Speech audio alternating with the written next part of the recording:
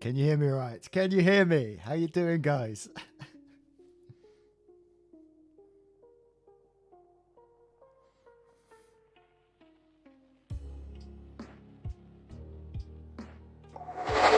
What is up, Waffle Gang? I do hope you are well.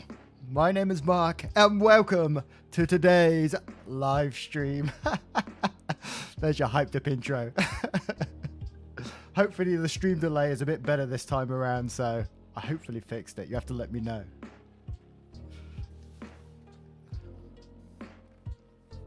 Music okay? Voice okay? Are we all good here? I hope we're all good. So this is very much another test live stream. It's only my second one, so you're going to have to bear with me. And I got to thank Roger Toledo for the $5 straight away. And Timmy, thank you so much. You know I love you, dude.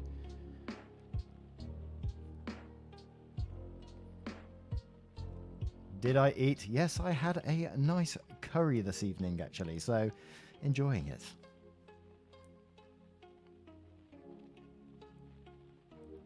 Put on slow mode. What does that actually do?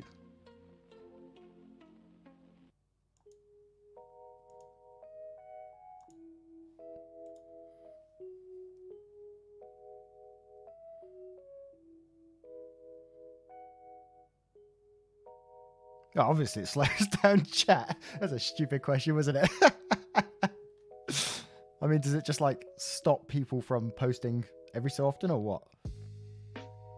Don't even know how to do that, to be fair. Thank you very, very much, Kaylee Spagnolia. Hello, Father Waffle. Very happy to be adopted by you. I love it. So I am having a couple of beverages tonight, and I've prepared a few stories for you from the Petty Revenge subreddit. I was reading it today, and I thought, why the hell not, right? And also, actually, there's a couple of I Don't Work Here lady stories as well. So whenever we're ready to jump into those, we will jump straight into them. And I did put on our community section on the website a Q&A. There was a few, oh, geez whiz, there's 63 questions on there. So we will go through those at some point and go through some of the questions. I saw some asking about what was my favorite job and things like that. Taylor, please do Nuclear Revenge. Nuclear Revenge, I would get absolutely destroyed by YouTube. Whenever I've covered Nuclear Revenge in the past, I get demonetized instantly. They don't like it very much for some reason. Rice, hey Mark, I remember you saying you like Maltesers. Here, a little something to get yourself a pack. Oh, thank you so much. I am a big fan of Maltesers. Have you ever tried this little trick with a Malteser? If you get it and then you put it on top of your lips and you can blow it up and make it hover. Dude, Samir, can you stop spamming, dude? Is anyone else getting like an echo?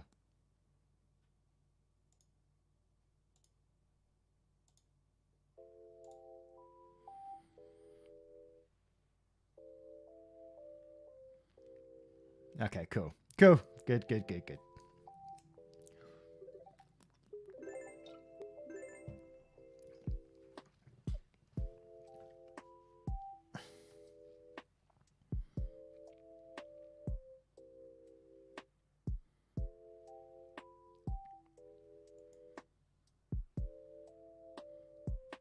Oh God, I've got a bot. The bot's working. Pretty amazing. Belicia, I am very well, apart from I've got a trapped nerve in my shoulder at the moment. Phoned the doctors and yeah, so I can't really raise my right arm above my shoulder at the moment. It's a bit painful, but you know, we get there. Don't worry about it, Bad Kitty. I don't know if the bot's oversensitive or what. Sorry if it is. It's a learning process for me at the moment. Hey Army, I hope you're doing well. So let's cover a couple of these questions on the community section of our site, and then if you got any questions yourself, please let me know in the comments, and I'm sure we can cover them. And then we'll go to a couple of the stories as well, and we'll just go from there very much chill.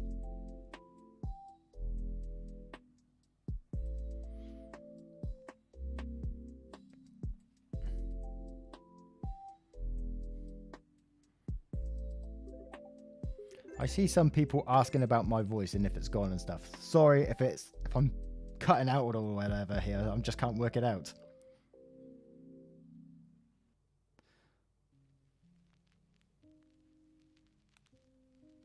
Yeah, I'm using Streamlabs at the moment, so.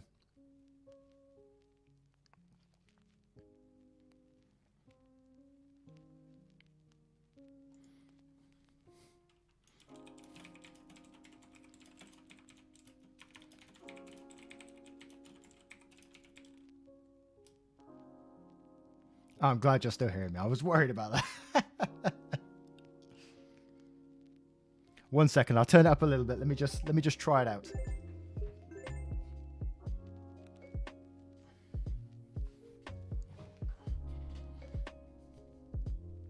Is that any better? If I turn it up any further, I imagine it's going to start just going crazy. So, I'm going to go through a couple of these questions. I want to. There was one that asked about my job and which was my favorite job. Perfect. That's what I like to hear. Good. So yeah, what was my favorite job? Obviously, my favorite job is going to be YouTube at the moment. As I said, I've gone part-time. This is my first week. Thursday, Friday was my first part-time days on YouTube. It's been amazing. But my first day, I had to make an apology straight away. What a start, right? Great. But yeah, it is definitely my favorite job. My second was I was self-employed doing market research.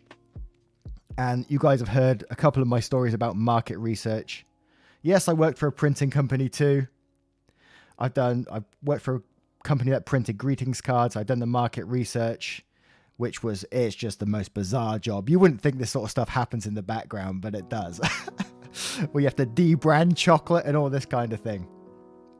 Yeah, I worked in a clothes store. That was my very first job. That was when I was 17. I was putting security tags on clothes. High-end stuff.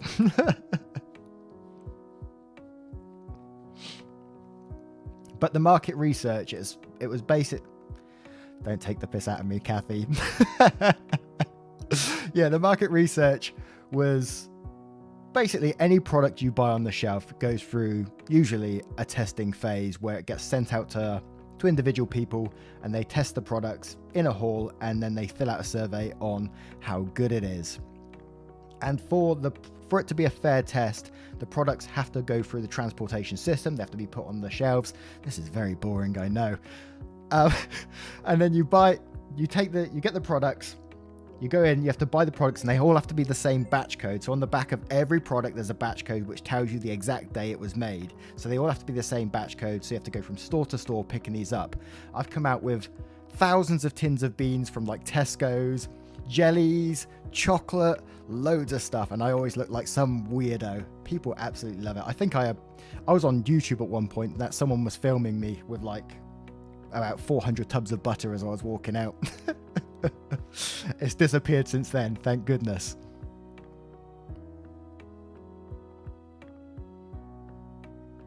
Yeah, baked beans, man. People were crazy for baked beans. Yes, Melissa, there was lots of rebranding and stuff like that, but say Heinz wanted to do a new recipe. They wanted to reduce like a percentage of sugar from their baked beans, so they were doing A to B tests. They'd test the old one against the new one, but they'd had the labels ripped off the cans so they couldn't tell what's what, basically.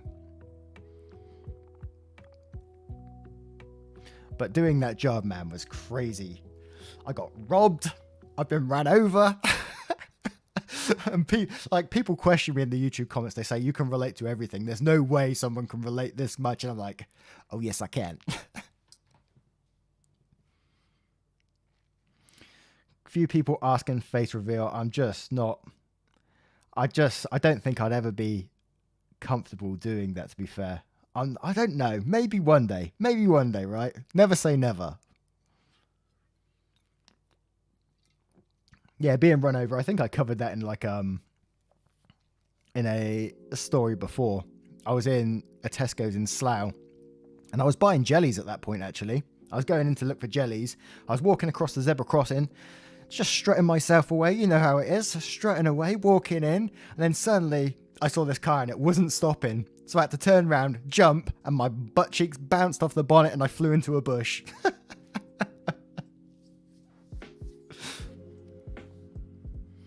And yeah, I literally got up because I was in a rush at the time. I was like, I can't be hanging about here. And I got up and I went over to see the girl. She was literally bawling her eyes out in the car. She was crying there, and she was in bits. And then people were surrounding her, asking her if she's okay. And I was just like, I just had to hobble off, and that was it. Really, that was all that happened.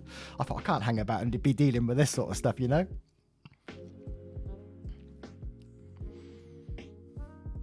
Comrade, what was you doing to be timed out there for a second? I ain't seen you spam or anything, so I don't get it.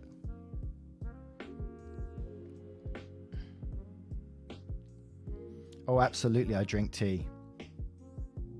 Oh, Goth, sorry, I was meant to answer you a minute ago. Plague Burb on Twitter does my sprites. Very good. The commissions are open right now as well, just so you know. Oh my word, I've missed some people here. So bear with me, bear with me. So, Chan, Pumpkin Kisses, thank you so much. Trainless Evie, Dr. Cannibal, Winter Timber 17, Army of Freaks, Irene Torkel, thank you so much for your support. It means the world. It means the world. I don't know why people take the piss out of my world. It sounds absolutely spot on. I don't know what you're talking about.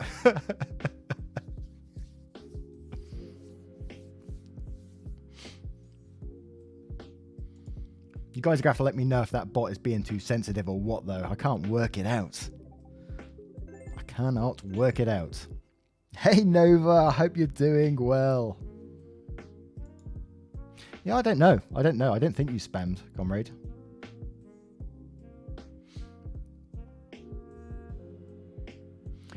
One of the comments in there was, have I ever considered doing cursed comments? We did do some of the meme-based stuff before. Didn't do too well, so we just carried on with the stories, really, and I quite just enjoying it. Yeah, and thanks so much. I hope you're doing well and staying safe. You too.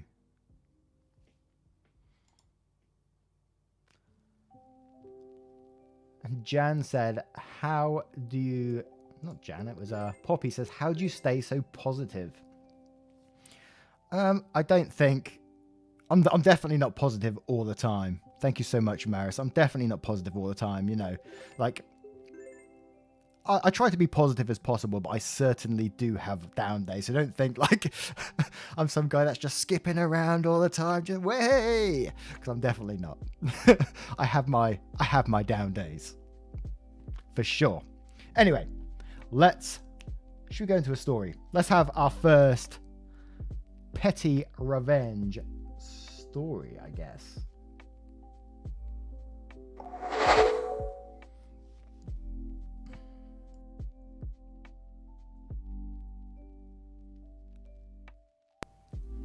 So this story comes from Not the Same, and it's called She Kept Stealing My Washing Powder, So I Gave Her Dye.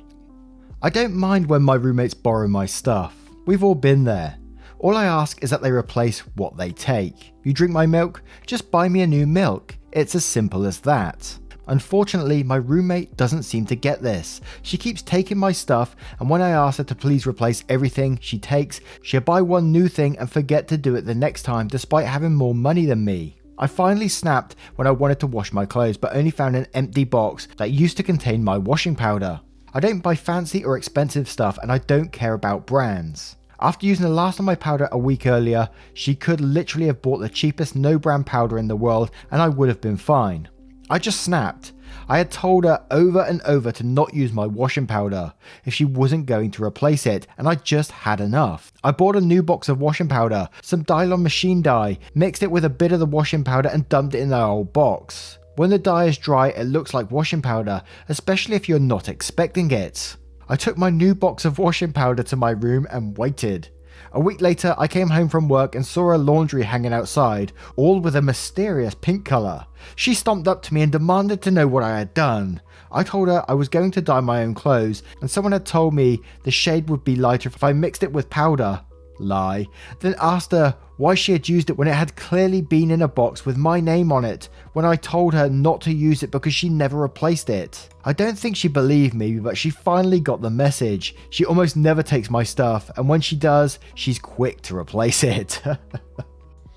And one of my favourite things about revenge stories is people always follow it up with their own little ones. So we're going to start with, I had a flatmate that quite a few times took everyone's laundry off the clothes drying rack and would dump it in a pile just so he could hang up his own. After the third time of coming home to a pile of wet laundry that smelled damp, I had had enough. He didn't know that the rack belonged to me, and I was being kind to allow everyone in the apartment to use it, so I sold it. My office building had a laundromat, and I had a locker anyways. It was fun when he got mad and asked where's the rack, because he had just done a load. Said I was strapped for cash, so I sold it. Ended up buying a better one a few weeks later and kept it in my locker room. He walked around smelling like old towels until he eventually bought his own. The fact that he's walking around smelling like old towels pleases me greatly for some reason.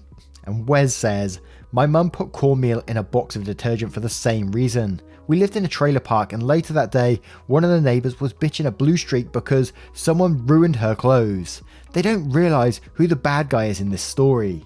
Damn, what does cornmeal do to a washing machine? Can't be good, that's for sure. And we have one more comment with Wafer saying, that's awesome. There is a story in here somewhere about another university student whose dorm mate keeps stealing their washing soap, so they mixed it with bleach. Dorm mate came to the weekly meeting screaming someone owed him new clothes, and the RA turned around and told him he was in trouble for stealing washing soap. So this story comes from... What the hell, man? I'm going to have to turn that bot off. It's going to do my head in otherwise. It seems to be just cutting people out all over the place.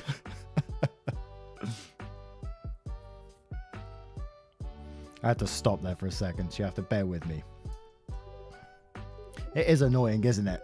I saw the bot there today, and it suggested that you get a bot for your channel, and I got this bot, and it's absolutely awful.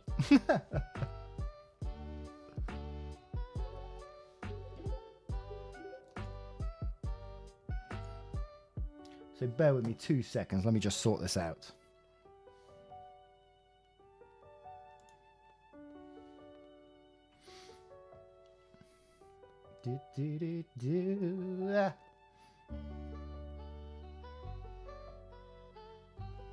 That's even if I can find it again.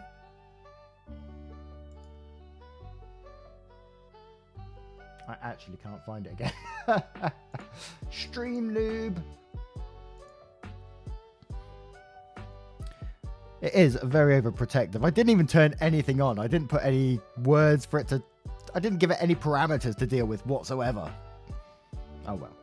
We're going to go straight on to another story because it's Friday. It's chill time. Enjoy. And this story is from another minion. Landlord always keeps security deposits. Game on. Please be gentle. It's my first story. Many moons ago, after my divorce, I saved up enough money to move from my apartment, a building with 12 units, and buy a house. I was really excited and told my favourite neighbour. He told me not to even bother trying to get my security deposit back because the landlord never returned security deposits. I turned in my notice. The landlord didn't bother to do a final walkthrough. After 30 days, I emailed her and asked about my deposit. No response.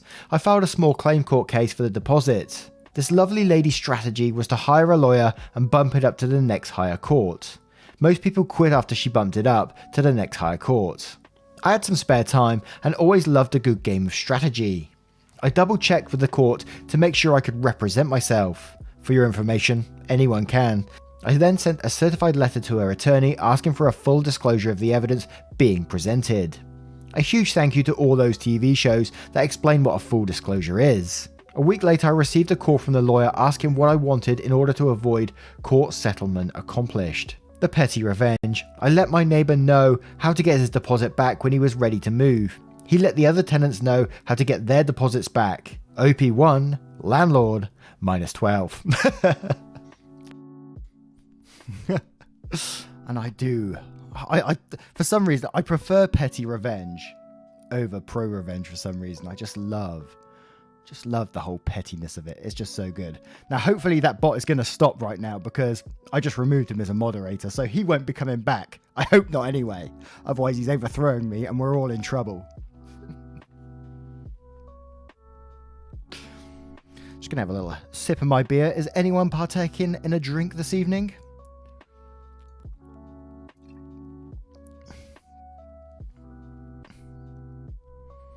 Bot is fired. Ben says, where do I get my thumbnails? Well, I make them. Holy moly. Okay, now the comments have gone mad.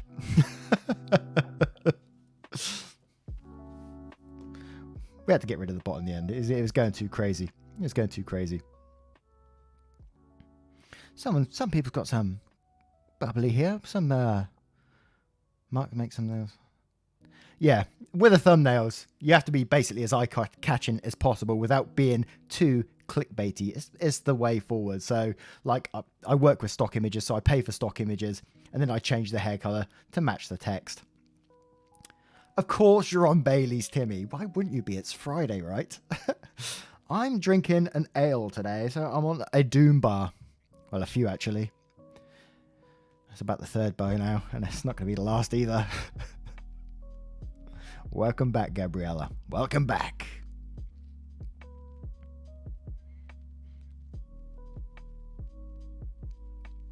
Cecilia asking how my dad is doing.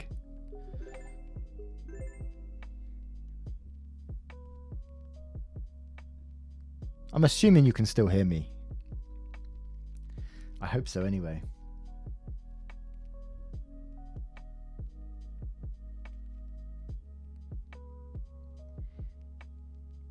I just can't tell. Because of the stream delay, it's quite difficult sometimes. Some people like saying, oh, I can't hear you. And I'm like, oh no. Stream's gonna die.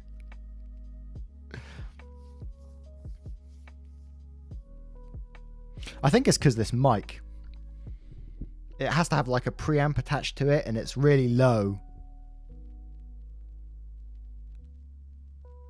Nah, some of you can hear me. That'd do. I'm happy with that.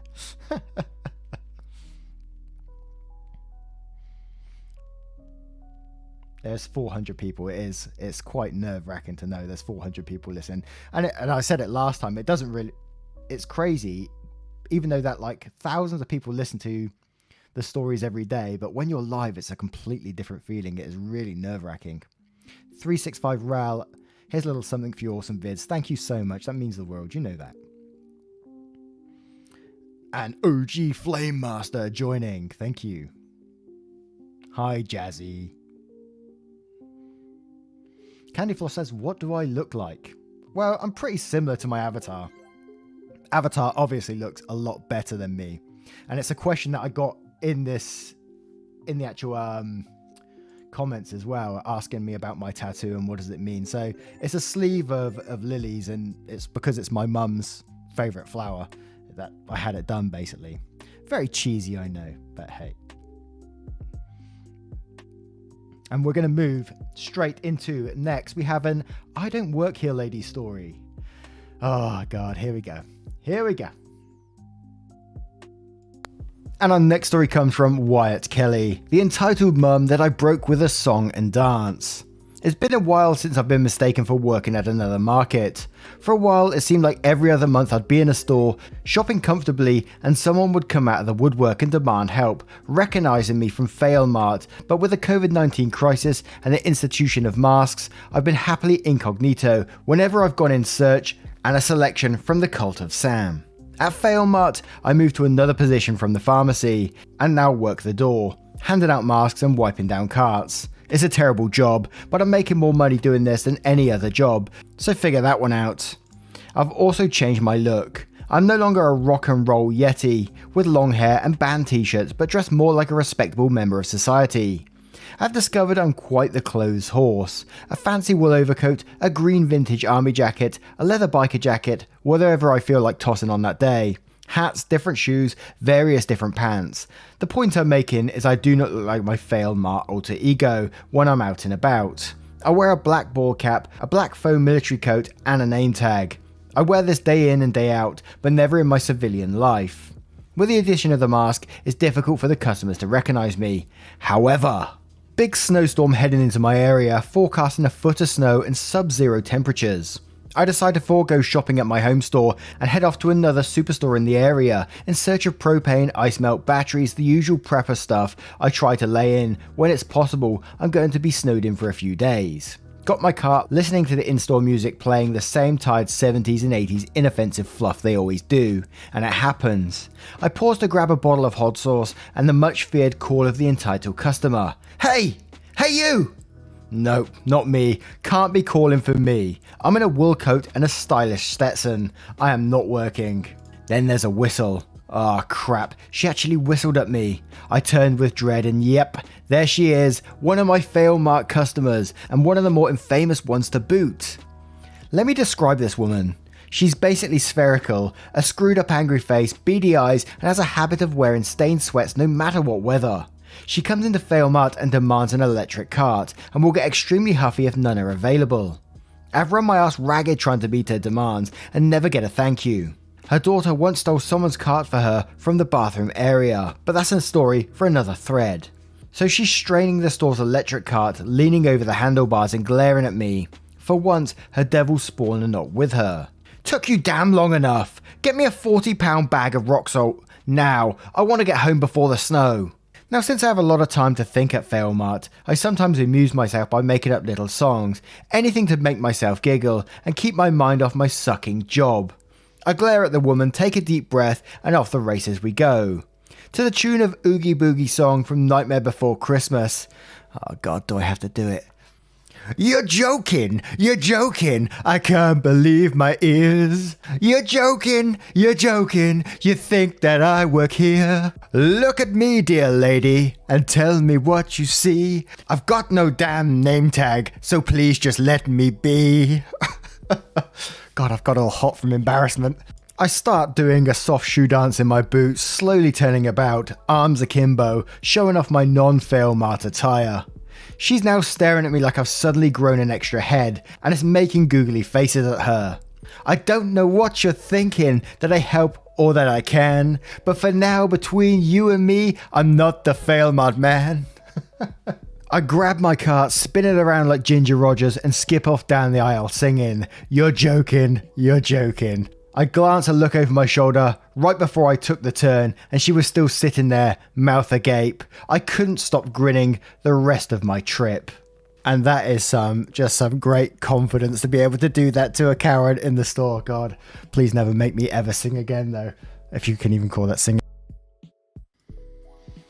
My face is burning. Gee whiz. Thank you so much, Timmy. Get involved.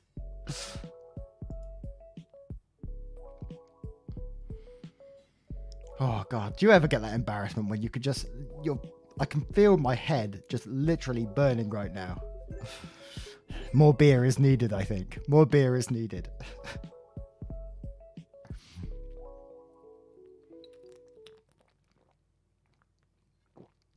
Encore. Not a chance. Not a chance, Lillian. Not a chance.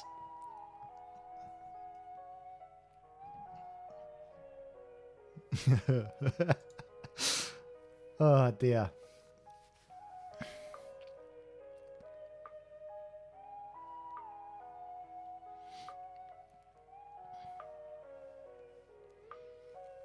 Someone said in one of the questions, what is my favorite place in the entire world?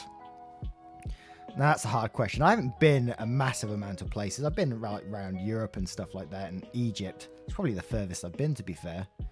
But I was never a big fan of France, but we started going there like a couple of years ago. And they got like lake beaches and stuff, and it's just so perfect out there, out in the middle of nowhere, and I absolutely love it. Lucia Lovecraft. Once a week, Mark belts the tune. Should we make it a thing? Should we make it a thing?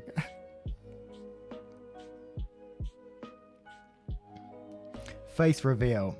Not anytime soon. Not anytime soon. I've just commissioned a VTuber thing to be coming soon. So over the next couple of weeks, I'm going to be like a VTuber avatar. So we'll see how that goes. No, Dragonfly. I don't speak French at all, actually, apart from the basics. I wish I did, but I can get around. I can get around. French probably think I'm really ignorant, but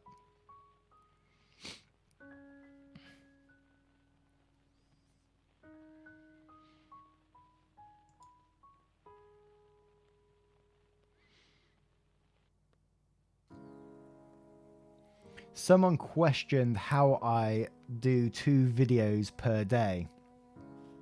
For the past year or so, I was doing them all by myself. So I do 2 videos per day with my full-time job. And it's very difficult. And when we got to the end of last year, when I decided I'd be going to part-time YouTube, I do work with an editor for one of the videos just to take off some of the slack. So there's a guy called Stevo who I work with, very good guy, we pretty much do identical work. So we try to keep it as similar as possible so there's no sort of difference, if you get what I mean. Timmy says, Mark Narrations bingo. I got a gee whiz and an oh dear, a swig of beer and a waffling story. Gee whiz. Hey Jenny, late to the party I see, as usual. What you doing? I'm just kidding. Ah, Jazzy, we should definitely do that at some point again. Go listen to that. I really enjoyed that night, listening to you guys singing. It was really good. I was absolutely drunk as anything by the end of it, though. How long am I streaming for? It really depends on how quickly we get through these stories. I mean, I've still got a bunch more left. How many have I got left to do? So I think I had about 8 in total, so I can do those. And then I was potentially, if people were still hanging around and fancied it, I was going to be playing a little bit of Little Nightmares 2, because I was a big fan of the first game. I bought it. I'm going to be playing it anyway by myself, so if anyone else wanted to be involved, then, you know, absolutely.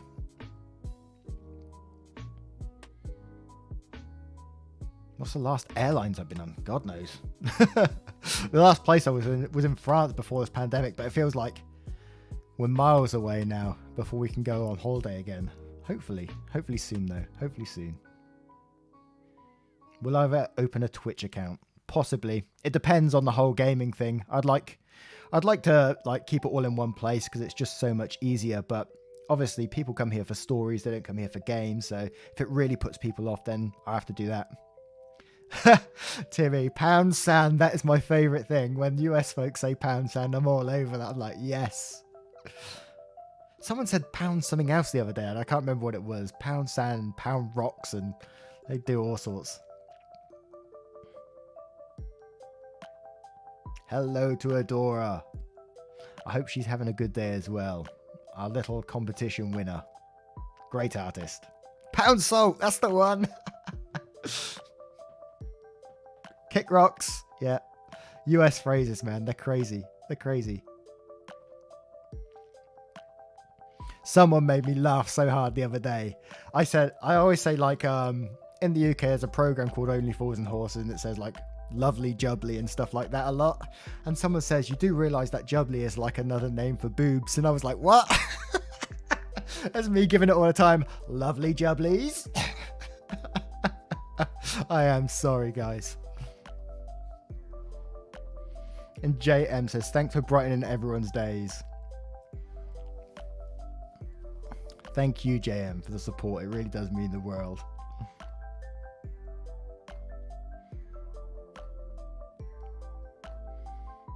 Nightcore is totally right. F off, mate. Me have a mean streak, Zeros? What are you talking about?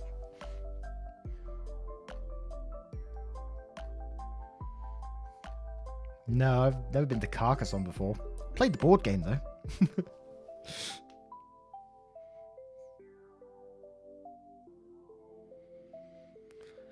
I could maybe be mean. I could try it. One day, maybe.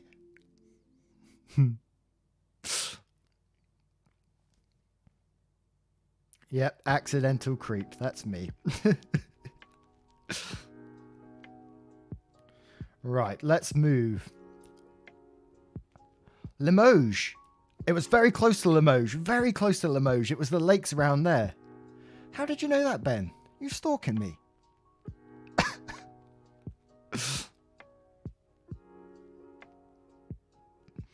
Right, let's do another petty revenge story.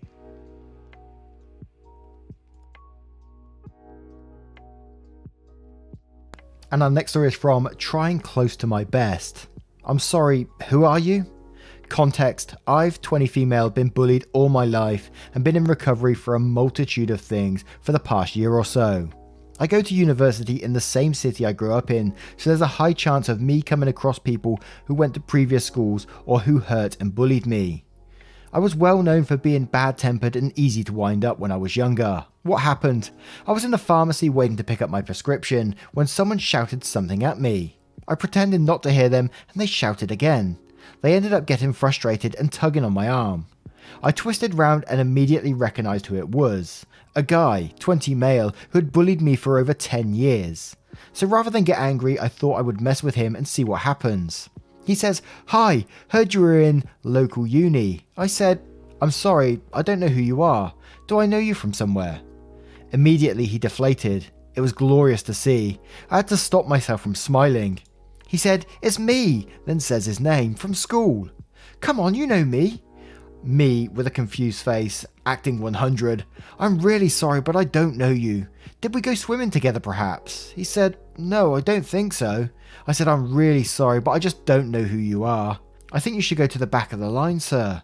I went on my phone and just blocked him out. He looked lost and eventually went to the back of the line. I got my prescription, ignored him, and I went to my car and drove off. I literally screamed for joy, and also because I was about to break down. It was a wonderful feeling to see him like that and to feel like he had nothing against me. To make him feel like he hadn't had a large effect on my life. Edit: I'm amazed so many people read this seeing as I wrote this in 5 minutes in an Asda car park.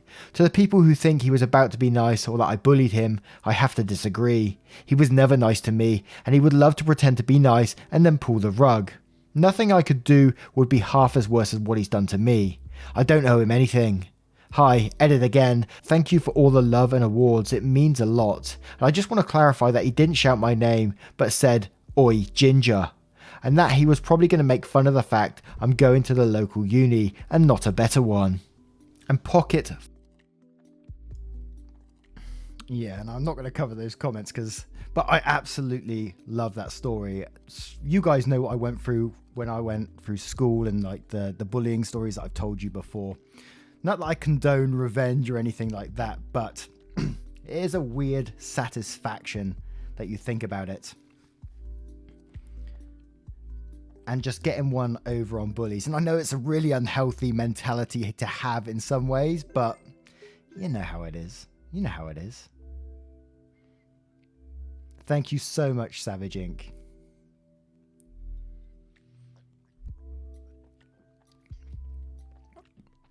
And I know the people that bullied me, they didn't give two shits after school. I saw them a few years later, and they saw me, and they laughed.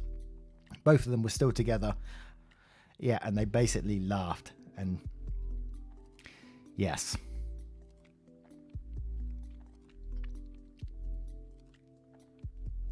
And I know there's quite a few people like in our community, if I can say that. Sorry about the audio crack there. I can't help it, I'm afraid. But I know there's quite a few people who have been through similar stories, and I always love to hear them. Not that I enjoy hearing your pain or anything like that, but you know, being able to relate what I've been through and hearing your side of things as well, it's crazy. Saskia says, "One of my bullies apologized to me. And how did you feel about that when they did apologize to you? Did you accept it? Did you forgive them for it?" I don't think I could ever forgive my bullies for what they did to me.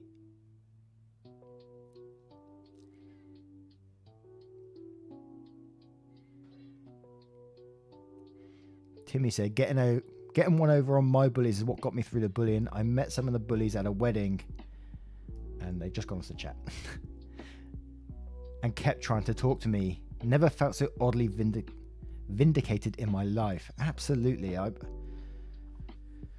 I never understand their mentality of how can people, even in school, even when they're young, how can people have no empathy for another human and pick on someone to the point that they did to people that I've seen in the comments, to people like me and stuff like that. Humiliated me daily for it. I'm not looking for sympathy here. I'm winding myself up with it.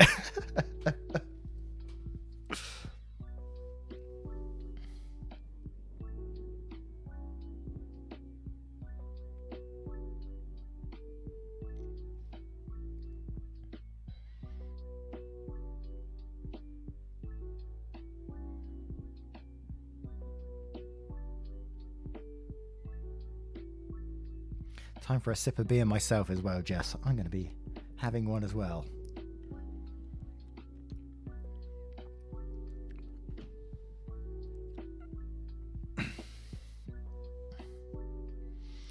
Sometimes, sorry guys, I keep forgetting that I'm on a live stream. I'm just reading your comments. I'm thinking, oh yeah, reading your stories here, and I'm not getting involved. I'm like, just reading away.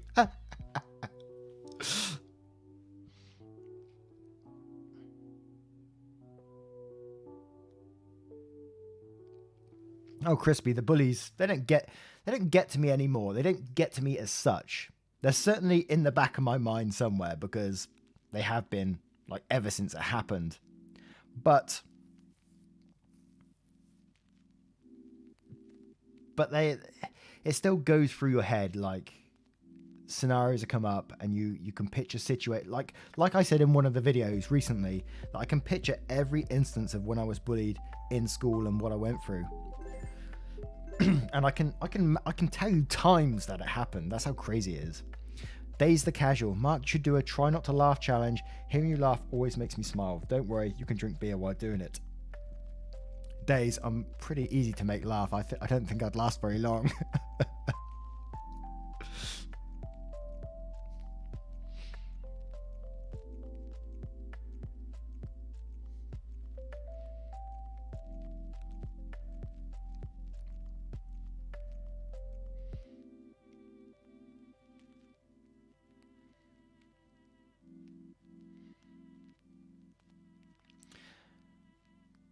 Cora, yeah, I think it certainly it gave me a different perspective when I was bullied, and it certainly made me, like you say, have empathy for others and realize how others may be feeling going through that situation.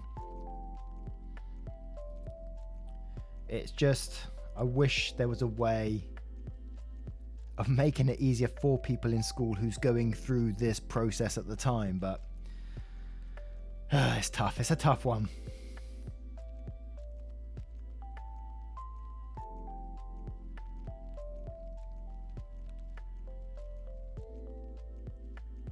But let's yeah, my dad is a legend. He is a bloody legend.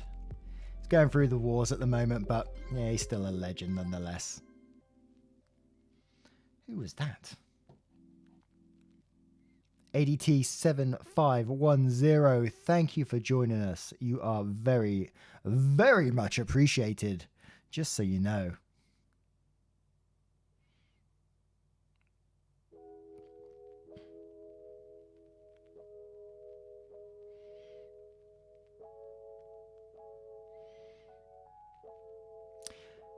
We certainly can switch subjects, but, you know, at the same time, it's a lot of what we cover on this channel. We cover, you know, there's a lot of the stories, they always have mental illness, they have bullying, they have stuff like this. So it's always a part of what this channel covers, you know. Not that I'm going to say we're not going to be constantly talking about bullying for the rest of the stream. It's just not going to happen, but just to pre-warn you, that is.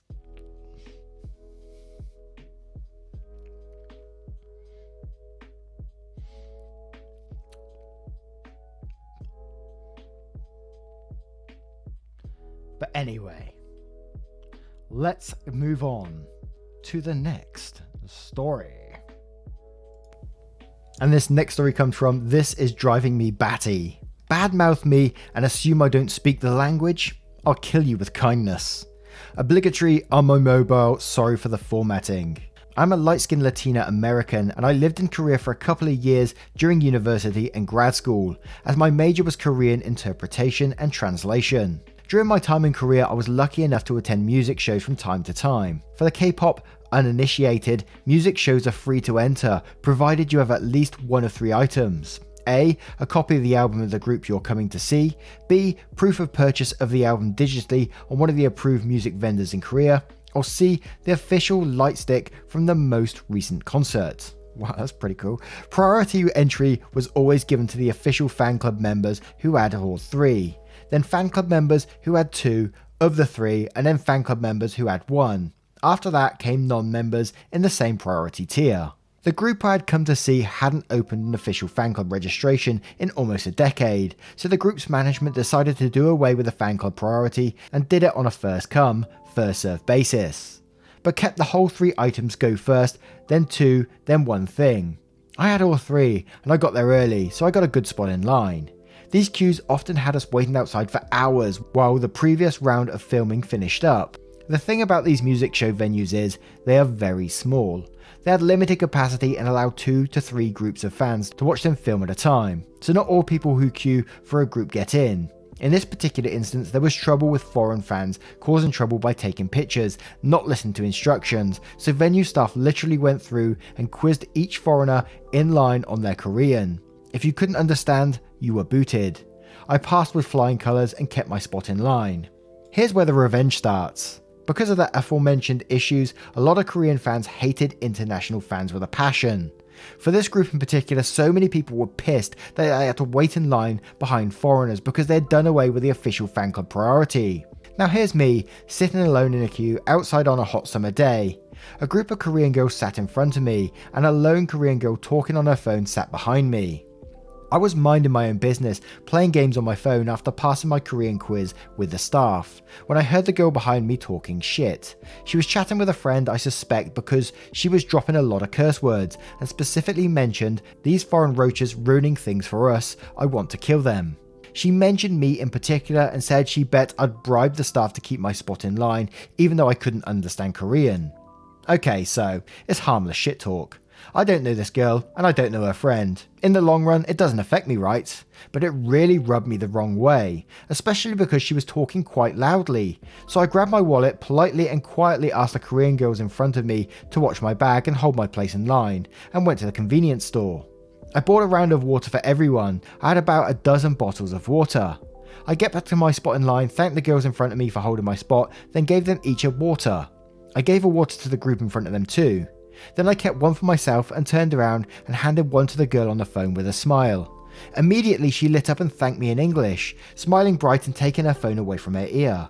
As I handed her water, I say in perfect Korean and still smiling, "The next time you loudly shit talk the foreigners, make sure they can't actually understand you." When I tell you it went silent in the immediate area, you could hear a pin drop.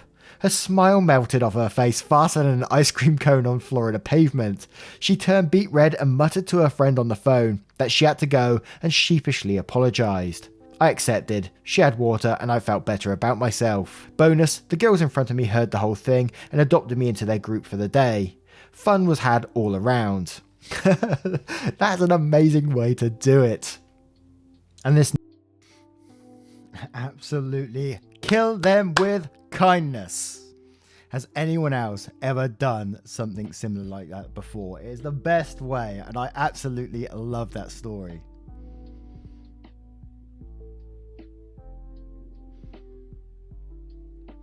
I try to put content warnings in the videos as much as possible, Panda, just because it's the right thing to do, but I absolutely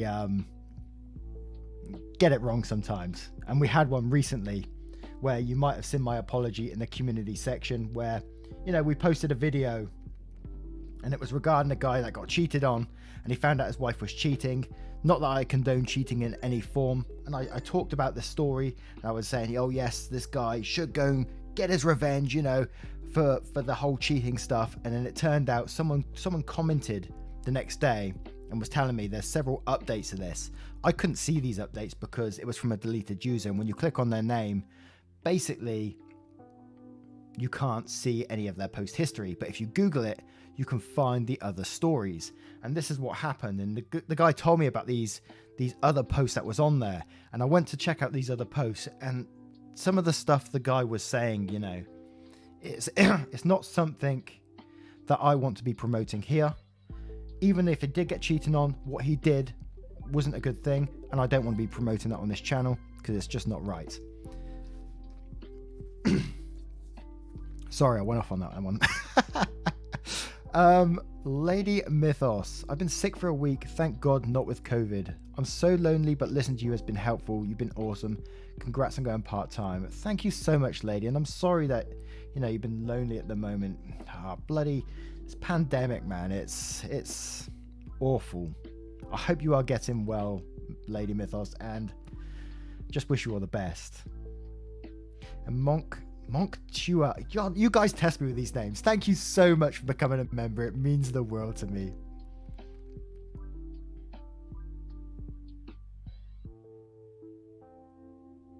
Would I consider doing a tattoo sleeve in remembrance of my father?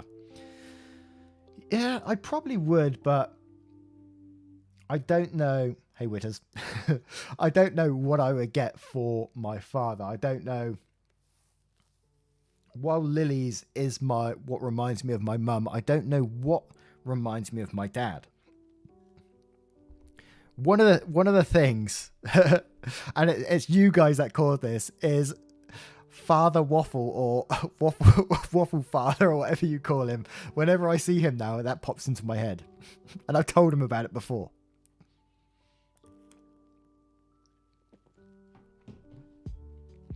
Waffle sleeve.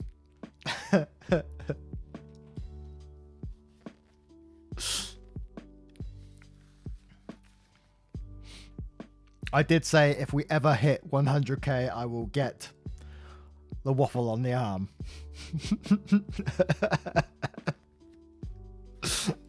Madness.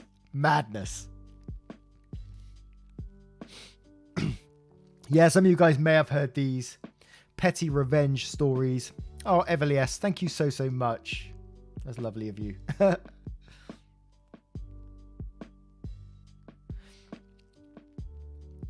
But yeah, you may have heard these petty revenge stories before. I was just scrolling that subreddit today and I thought, wow, I'll look at the top stories of the month and then I'll bring them here for you guys to hear. So hopefully you haven't heard all of them, but if you have, I do apologize. Catch your breath. Getting a waffle too. I love it. ADT, I'm getting a large eagle on my back for my dad with his birth and death dates. Oh man, I'm sorry. Sorry for your loss, ADT. That's a lovely thing to do. I heard tattoos hurt on the shoulder blades though. Never had it myself, but yeah, imagine that, Ink, walking into the tattoo shop. What would you like today, sir? A waffle with a face on it. Oh my word.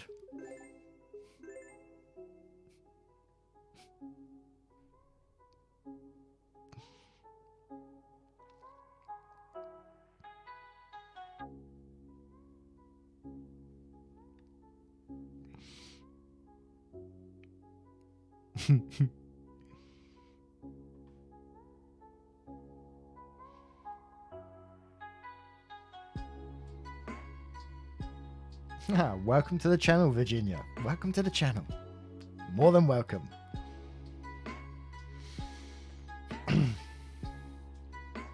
Yeah, Winter, we stopped covering the entitled parents because it was, well, much like Am I the Arsehole these days, it's oversaturated, you know, but the channel's doing well with it still.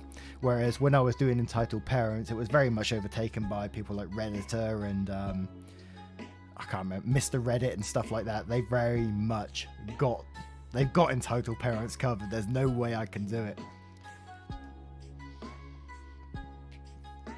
But I love covering Am I the Arsehole? And I found, oh great, I forgot to tell you that there's like a, I'm not going to put a bot on right now, But there's like, oh yeah, don't forget r/2, of course. He's the king of Reddit, isn't he? But there's a bot on here that you can have vote systems. So we could have Am I the Arsehole? And at the end of each story, we could have a poll in the thing. So it'd take your Not the Arseholes and it'd create a poll at the very end and show if you think it's the arsehole or not. I think it's pretty cool. Of course I know your name's Heather. I just didn't want to tell the stream. Shh.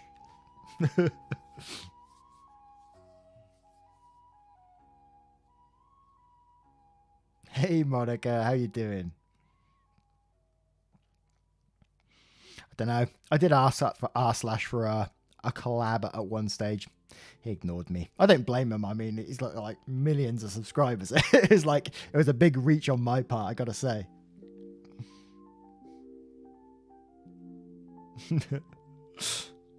I'm very well, Gabriella. Thank you very much.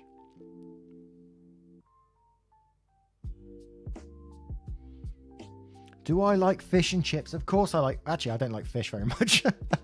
Sausage and chips, though. I'm all over that. Loads of salt and vinegar. Not healthy, but it is good. Don't choke on popcorn, Zeros. We need you here.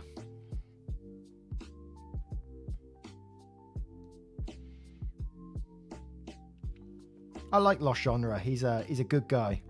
He's a nice guy. I've listened to him before.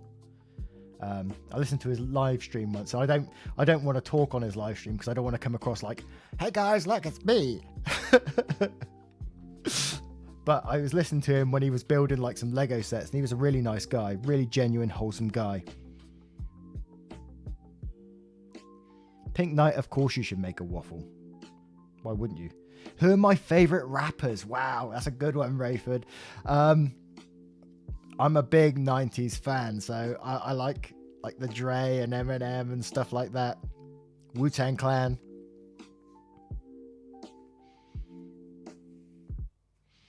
I've got to say, I don't listen to them as much anymore though, but I do love going back to it every once in a while. I was walking my dad's dog the other day and I put it on Twitter and I was listening to some hip hop, just enjoying the sun. Oh, I tell you what, it was bliss.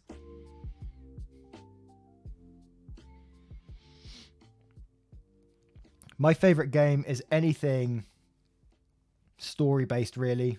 I like your Call of Duties and stuff like that. I love it, but I was talking about possibly playing Little Nightmares after this stream, possibly on stream, because I played Little Nightmares 1. Although it doesn't have a story, it makes you think about what it's all about, and I had loads of like thinking about what the story could be about and stuff like that, and it's just a great game, a thought-provoking game. Oh, Phasmophobia. Horror games scare the hell out of me, man. I love horrors, but I am a coward. I'd be sitting in the corner. I did think about it. I got like a VR headset, and they wanted me to play Phasmophobia. I know, right, Dominic?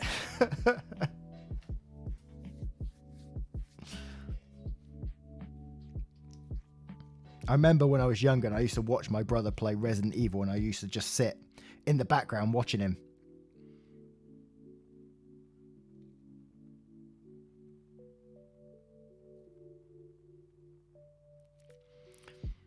But yes, it's all good. I'm just going to have a little sip of beer, and I think we're going to move on to another story because I've been chatting an awful lot of rubbish and not doing enough stories. And I've still got a few to do.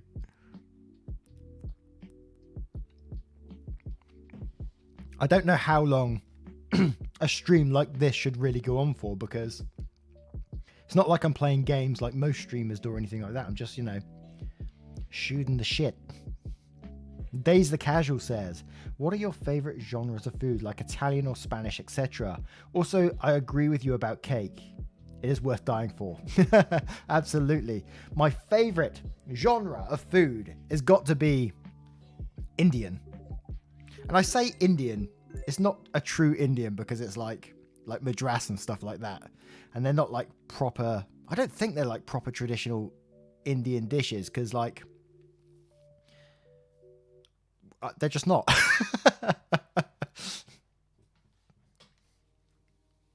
Spicy, yeah, spicy, the better. Madras or Vindaloo, it usually depends on the chef that they have, which one you have. Because you can have a Madras that's like a Vindaloo. And so you don't want their Vindaloo, I tell you. It hurts.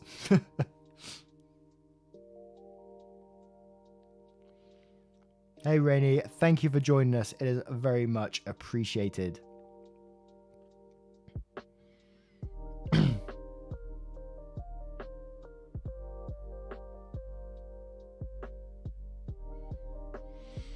Would I ever leave Oxford, Timmy? Yes, I probably would.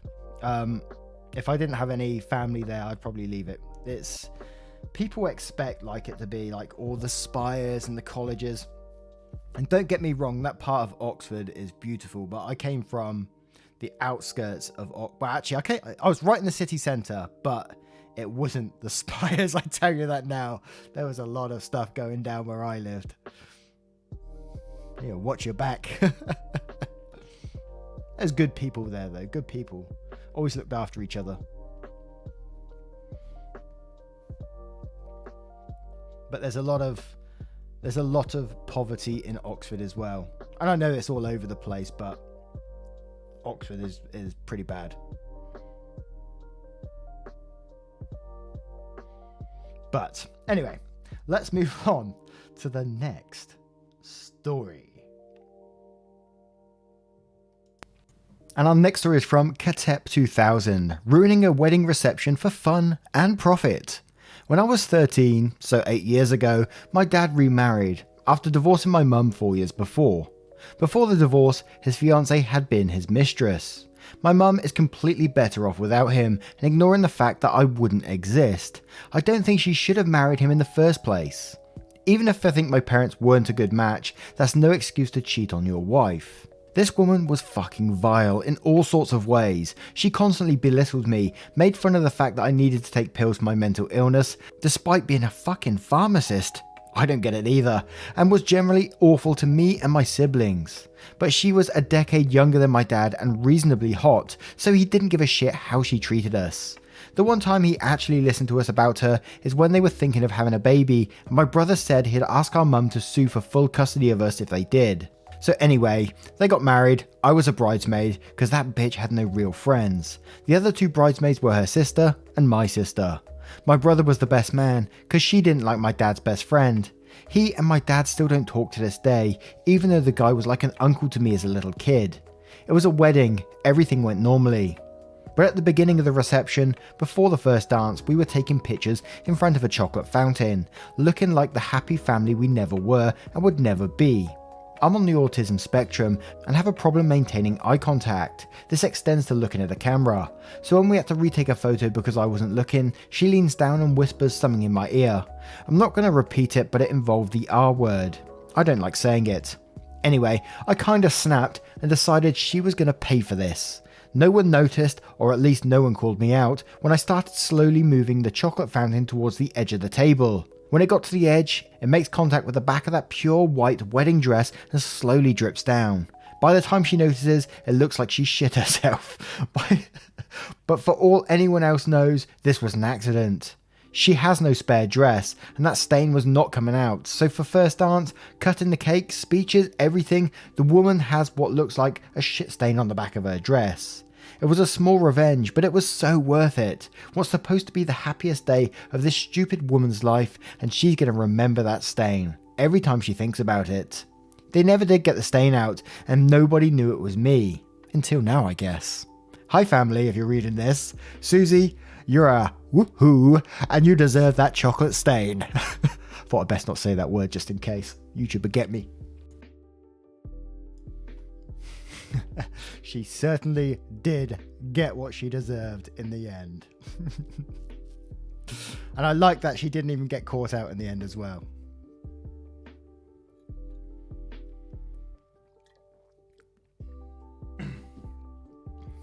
It is a waste of good chocolate though. I'll give you that one, lady.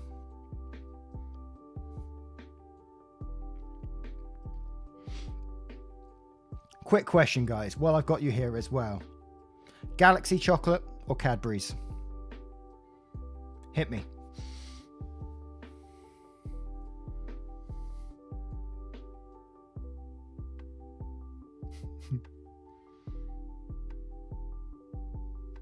You can't say both, Kizari. You can't be doing that. What? Did you say what is Galaxy chocolate? Get down the shops, quick. You're missing out.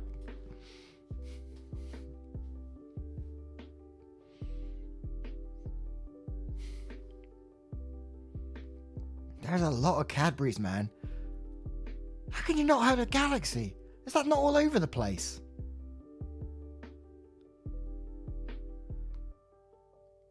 You don't have What? I'm losing my mind. You don't have Galaxy in the US. There's a business opportunity there. I might start importing.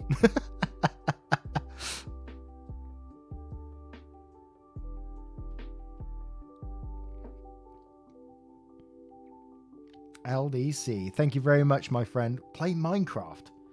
I want to complete Minecraft. I've never actually done it before.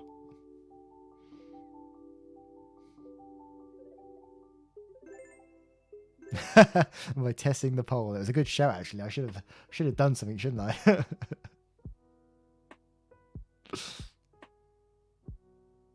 I can't believe US doesn't have Galaxy chocolate. That's insane. Oh, yes. Lint chocolate.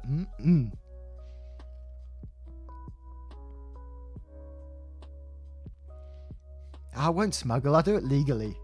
Because when I used to do market research, we used to have to get food into the US all the time. It was a pain in the ass. I'll tell you that much. They don't let anything go into the US without tons of paperwork.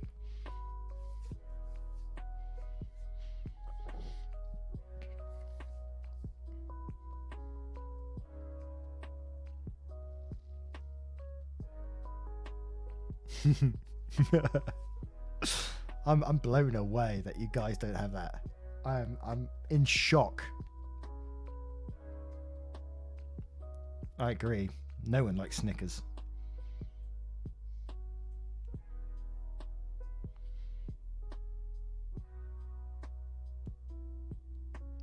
Agreed, Timmy. Agreed. I have an American relative, and they're often like getting sweets and stuff, candy sent over from the US, and man, they have like Jolly Ranchers, and I put it in my mouth, and I swear my eyes almost fell out my head. It was so sweet. It's crazy. It was really tasty, but my word, I was buzzing.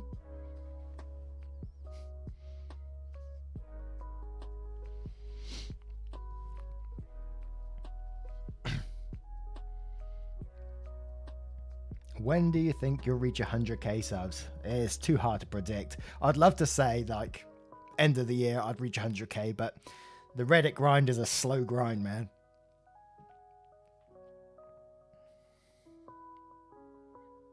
Jolly Rancher gelatin? That sounds awful, Tamo. Oh, watermelon Jolly Ranchers. Now you're talking.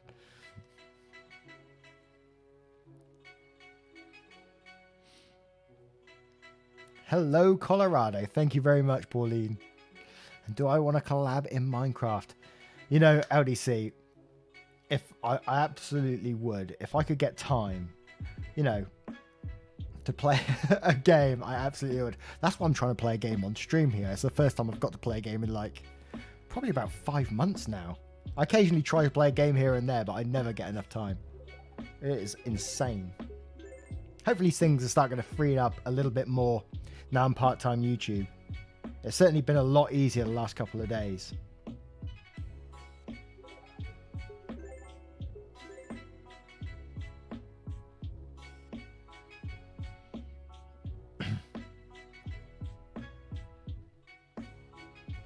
Oh, sour apple Jolly Ranchers. Guys, you guys you're tickling me here. I'm loving it. But anyway, we have a bit of it's another I don't work here lady story coming up. Might be a bit different. Let's change this music up a bit first though. It's a bit hyped up for it. It's not got a chill. Let's see what we got here. That's a bit better. We have a bit of that. We have a bit of that. Sing happy birthday to you. Let me just finish this beer and remind me in the chat in a second after this story, and I'll sing you happy birthday. You got it. Here we go. And our next story is from Luria Carey.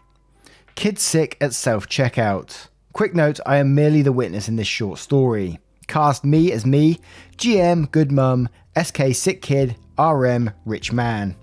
About 14 years ago, I was working at my local Walmart, put in charge of watching the self-checkout on a slow day.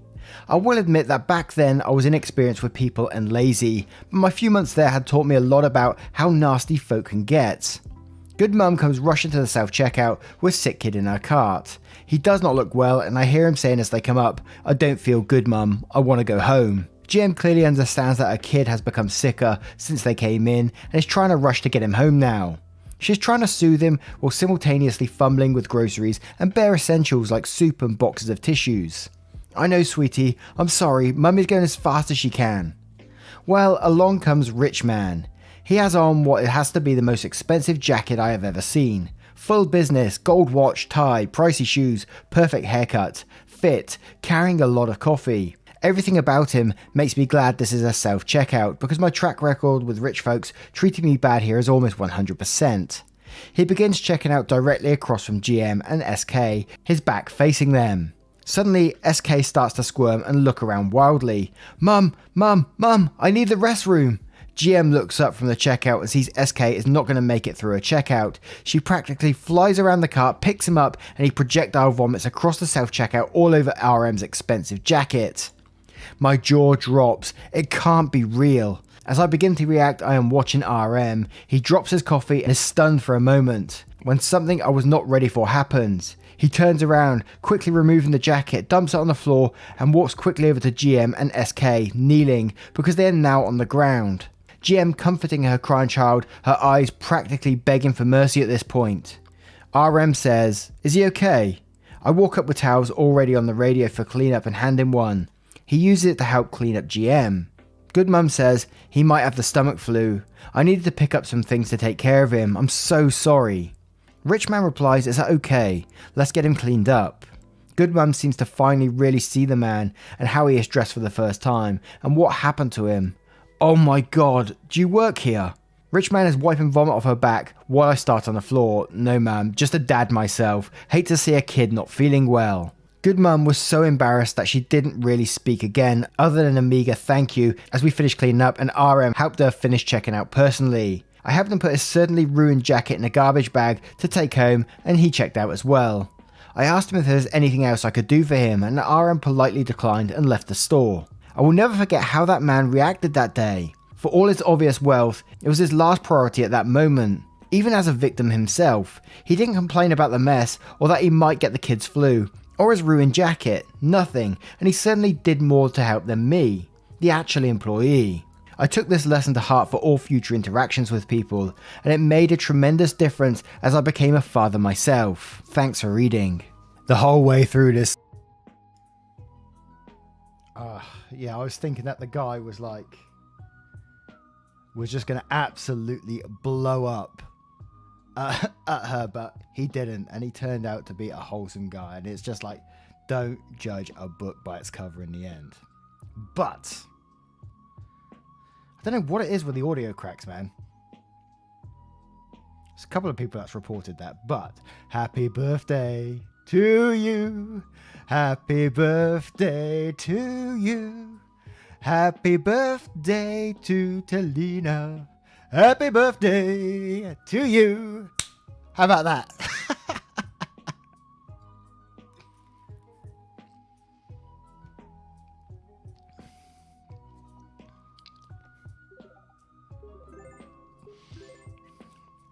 We're 3 beers deep now, guys. I'm all in.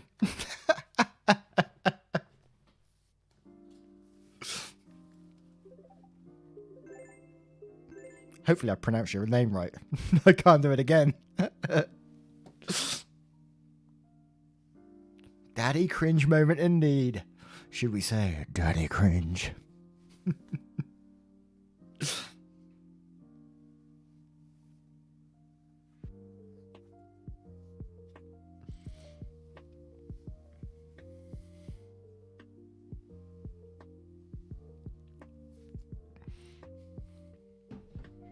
Let's get the karaoke on the go. I'm only just kidding. I've no chance. Roger, take my money. The singing was wholesome. Thank you so much, Roger. You know that means the world. You're an absolute legend. Lady, I used to play Smite. When it first came out, I was all over that. I was a beast at that game. I haven't played it in a very long time, though. Not quite drunk, Paulie. Not quite drunk yet. And besides, it's been a pandemic. I haven't been to the pub in, like, months. Where did the daddy cringe name come from? Oh, my word. Now, that's asking a question. I mean, when I first brought up this channel, it was like... It was going to be, like, cringe content. Like, really cringy content. And that was the whole point of it. So, I don't know why I called it Daddy Cringe. I just did. Weird. Isaac Clark, just wanted to let you know I love listening to your vids and they usually help me focus when I'm welding. Holy crap. What are you welding, Isaac? That's some, like, proper good stuff.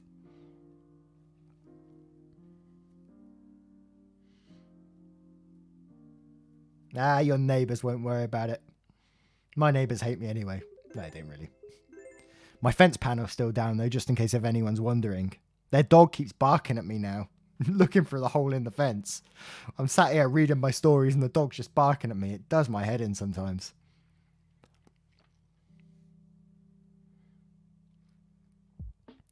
My favourite YouTuber? That's a question. I don't know who my favourite YouTuber is, actually. I go for a whole different type of stuff. Update on the fence guy, man. It's basically the fence panel's still down, and I can't complain because he took the fence panel down the day before we went into lockdown. So he can't really do much about it if they're not going to deliver him a fence panel. So I'm letting him go at the minute. But they occasionally still walk past the fence and I think, oh God, they're not going to start doing the fence panel now as I'm sat here reading, because they can literally see me. They can see me from the hole in the fence. If I'm looking now, I can see out there and I can see the hole in the fence. And, you know, people think I'm weird sat here talking to myself in a microphone. They think, what is he up to? I tried explaining to it when he came to the door. And that was a cringe moment. That was an embarrassing moment. People got on my back and said I'm absolutely mental for what I did. And I probably am, but, you know, I embrace that. Mama the best. Good morning, all you fine human beings. Good morning. Morning to you as well. I forget that we're in different time zones.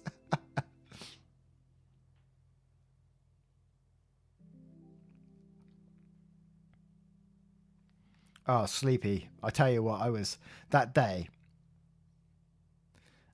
I am weird. That day I was literally crawling around my house. It was like, and I got spotted in the upstairs window. They caught me. And then they knocked on the door and I thought, oh no.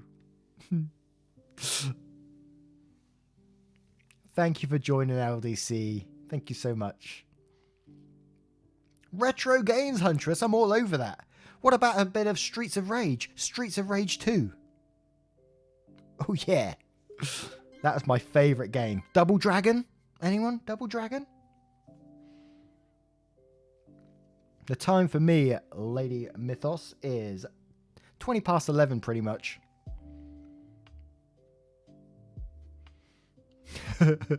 God knows what they think of me. I mean, like, I got this massive wide screen on here. Not brag, a little bit of a brag in here.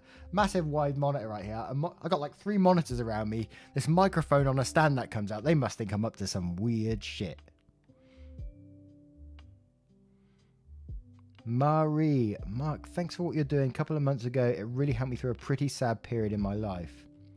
I'm so sorry that you had to go through whatever you was going at that time, Marie, and I'm glad it helped you. You know, it's one of my favorite things. It sounds really braggy, and I don't mean it that way, but when people tell me that it helps them through certain days and through certain situations, the buzz I get from that, it wakes me up in 6 in the morning. I'm like, yes, let's get back into it, you know? So thank you so much for doing you and for being here. That is really appreciated. Content Crusader. Hi, I got COVID, so I've been binging your content again. I normally listen to your videos while I make medical foam. What is that? I might be being an idiot there, but thank you so much, Content. That is, I hope you have a speedy recovery with COVID and stuff like that. It must be a tough one. LDC, do I like frogs? Of course I like frogs. I've got nothing against them. They ain't done nothing to me. Double Dragon was the best game. It was, if you play 2-player and you fight all the way to the very end, you fight through several levels to the end, and then it might have been a bit sexist at the end, actually. At the end, you had to fight for the girl. And like, you had to fight 1 and 2-player, and you win the girl. So yeah, that wasn't the best game, actually, looking back. Wow.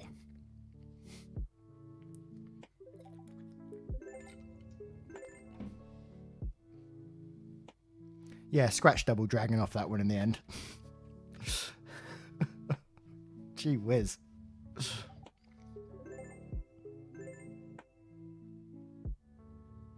Lucia, I'm a PS lass. Tomb Raider was my first ever game. Tomb Raider was a great game as well. When you locked the butler in the fridge. Good times. Have I ever had a Karen moment? Thank you so much for joining us, Pauline. It was an absolute pleasure to have you here, and thank you for everything. Karen moment I did once when I was taking my niece and nephew to the swimming pool, and they had their own pool noodles. And to mark their pool noodles, they had like a hairband around it.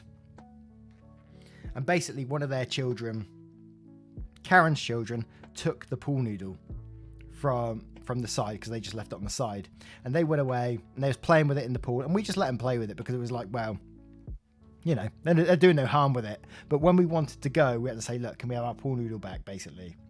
And Karen didn't like it. She kicked off. She was, this belongs to the pool, this doesn't belong to you. And then we pointed at the hairband around it, that could be anyone's. Eventually the steward came over and took it off her, but it was a rare one. You think, wow. And it's like what I say all the time. What is your mindset, man? Crazy. Dominic, yeah, Mario 64, Resident Evil 2, Tony Hawk Pro Skater. Played them all. Done that.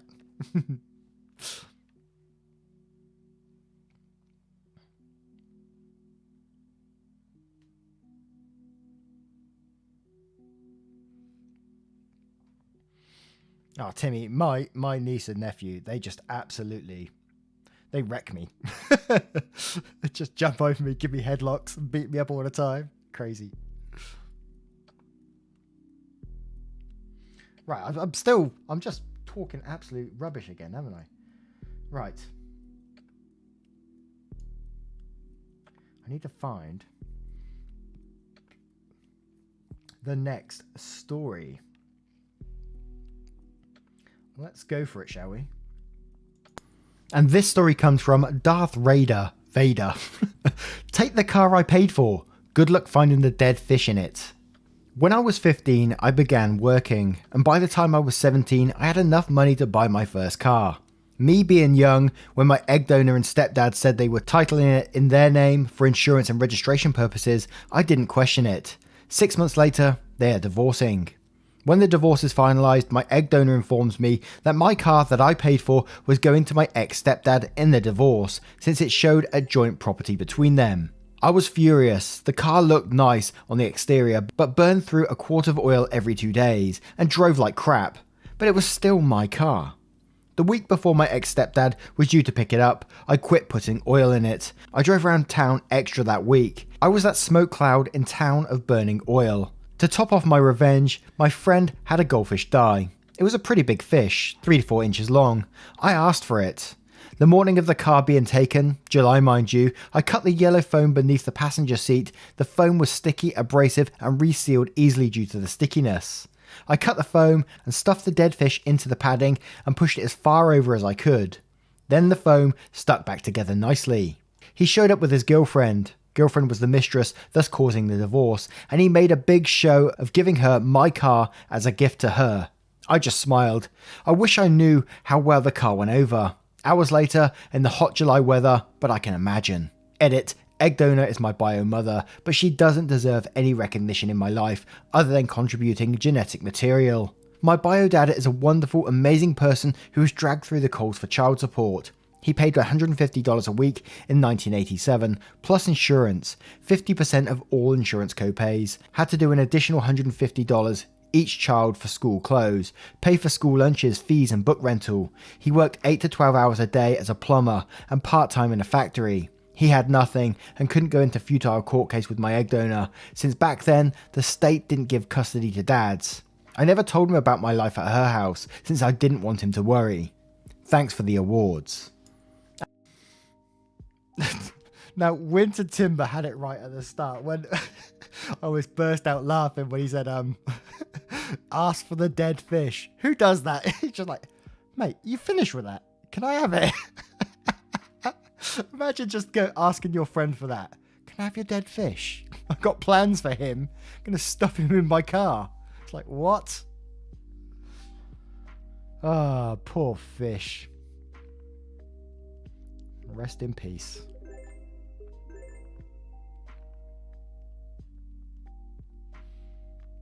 LDC, you just got membership. What now?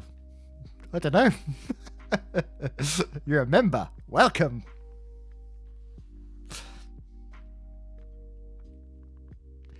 Hey, dark masking with the dad jokes there.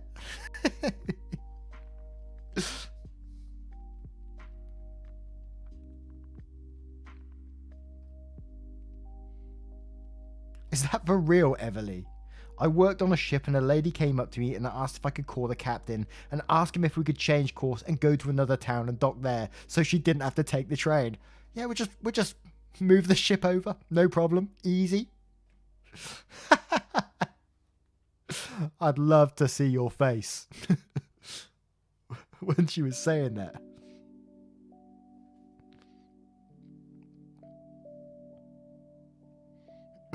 My favourite thing about YouTube. Thank you very, very much, Flotten. That means the world to me. My favourite thing about YouTube is something that I mentioned a minute ago, and it's relating with others on similar topics that we read about. And, you know, I have a lot of different life experiences, and I don't mean it in a braggy way or anything like that, but I have a lot of different life experiences. And when I relate to stories and then people relate to those and they say that hearing those stories has helped them through things, I absolutely,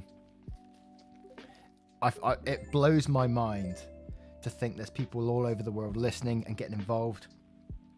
Crazy, crazy stuff. LDC says, Pog, I get shout outs now. You do indeed. And Heather Bramer says, oh, just gives me a cat with $3. Thank you so much. That means the world. Waffle plushie update. Well, let me get started on that because I approached that company. I can't remember what they're called, but they make plushies on your behalf, and then you have to meet 400 people pledge to buy them, then they will make them and sell them.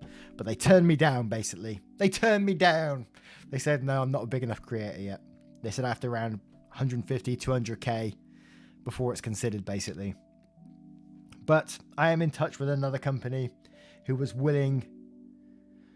make it, but I have to pay like a fee to have it made, a sample one made, which is quite expensive. And what they've shown me so far, I'm not convinced at the minute. So we shall see. JC, thank you very, very much, my friend.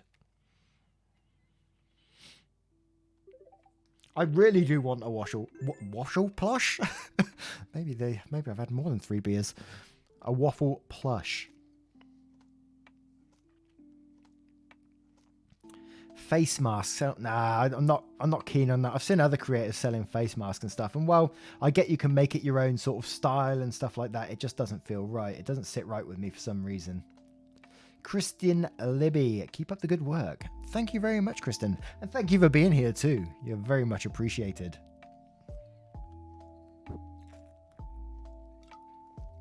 Once they're made, Sleepy, I will ship them anywhere. I just need to get my hands on them first. Abigail, happy birthday, Mum. Send that her way. Bring her on. We'll sing happy birthday to her too. We have a collaborative happy birthday to Abigail's mum.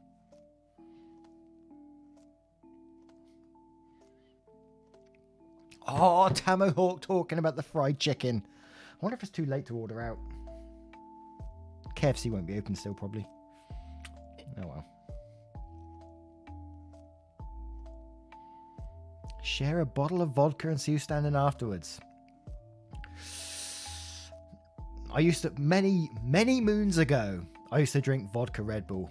I'd never recommend it. It's stupid. It's dangerous. Don't do it. And I remember once when I was younger, a lot, and I'm still stupid now, but more stupider. I drank like 3 or 4 cans of Red Bull in a row. And this is when I was really big into gaming and stuff like that. And I can't remember anything. And there was no alcohol involved in this. And I woke up the next day. My mobile phone was in the bin. My car keys were hanging on the end of the dog lead. Work that out.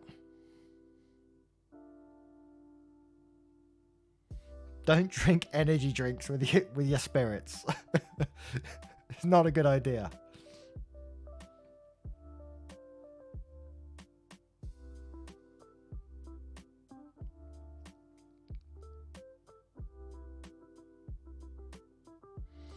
Waffles and fried chicken. That is a combo, isn't it? Oh, yes.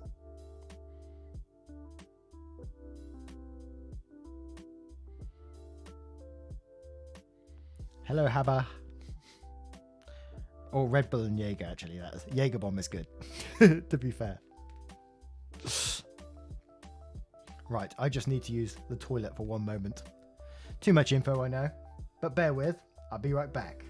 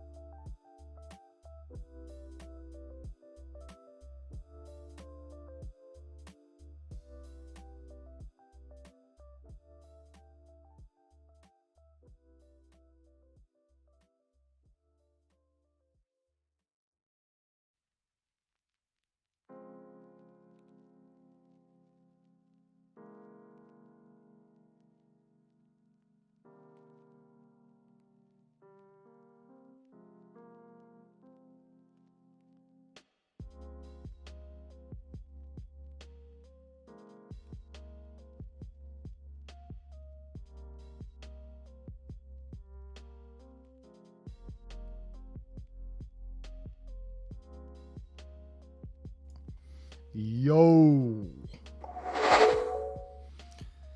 So, I still have a couple of stories left, which we're going to cover before, I guess, we either end the stream if you want, or I can move on to Little Nightmares. But it's getting late for many people, so I understand. And if you don't want to watch the game, I don't blame you either. This is not what the channel is about, so it's totally up to you. But if you want to chill and hang around afterwards, it's all on you. Let's move on to our next petty revenge story.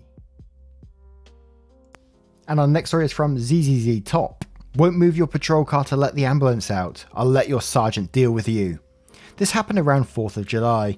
There was a small fender bender and emergency services get called out. My towing company sends me out by accident, not realising that the flatbed at the scene could tow both vehicles.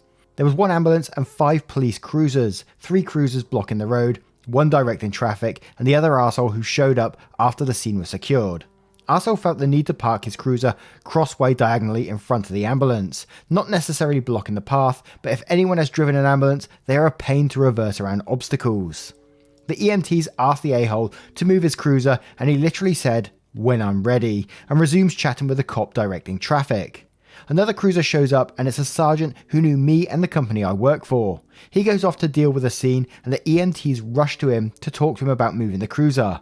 I see us stomping in my direction and then he walks to the cruiser and the door was locked. He called for the cop that pulled in front and he either didn't respond, ignore, or wasn't aware his superior was there. He looked pissed. He reached for the radio, but then he looked at me and asked what my drop fee was. 5 minutes go by and he waves to me to get the cruiser, so I lined up and sting it and dragged it out of the way and the ambulance drivers waved and left the area. He told me to keep the cruiser hooked because he wanted to teach the arsehole a lesson. He walked over to the cop directing traffic and arsehole and alerted him that he was getting towed. He rushed back and demanded I put the car down, and that's not a funny joke, but I reminded him that all tows are fair in the county if the car is illegally parked. He looked at the sergeant and the sergeant reminded him that the ordinance extends to emergency vehicles. Had to look this up. It's not. He tried to negotiate to 40, but my drop fee is 100. He hesitates, but he pulls 520s from his wallet and I put his cruiser down. He got in his cruiser and he didn't look happy as he pulled away. The sergeant burst out laughing and said that the kid needed that. He told me he's only been on the force less than a few weeks and that he was acting like he ran the place as if he was the sergeant. We shook hands and talked about work and Hot Wheels and off I went, $100 richer. And our next $100. What's a Dutchie magnet? Oh, is it Dutch? You mean Dutch people? Is that what it means? Daddy cringe.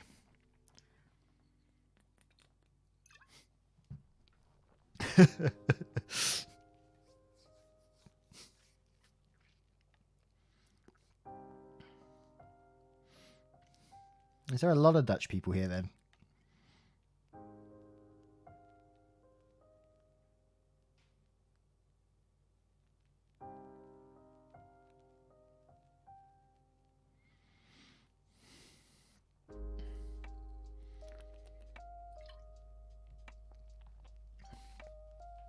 Well,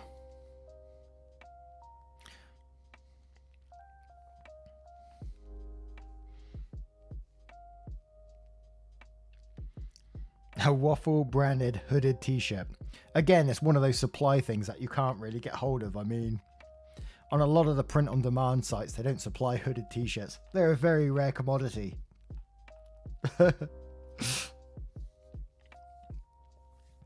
Would I rather read one subreddit or branch out to a bunch of subreddits? In reality, I would love to do any subreddit I want any particular day.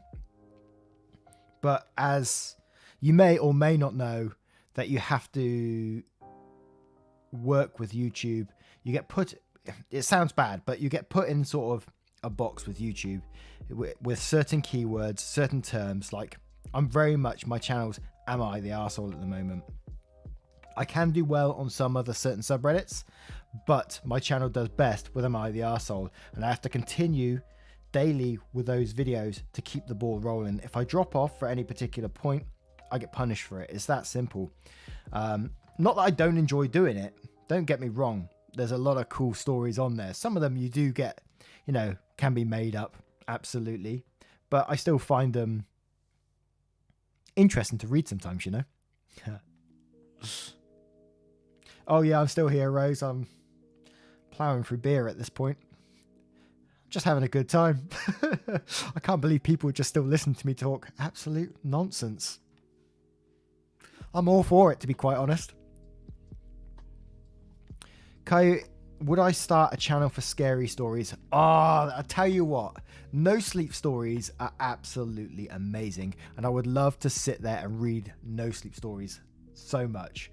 But there are so many people doing it already, so many better people than me as well. I listen to them quite a lot myself. Thank you very much, Kathy Beckford, for being here. Have a great evening yourself. Enjoy.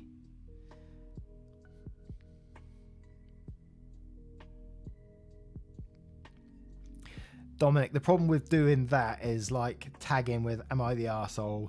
People will call you out, and they won't stay on the video for very long. And YouTube relies a lot on watch time, so the amount of someone watches your video is a big part of YouTube. So if someone watches it for 10 seconds because they see "Am I the arsehole?" in the title, you go on there, it's not "Am I the arsehole?" They come off. It reflects badly on the channel and everything in itself. So, you know, you just got to be a bit careful.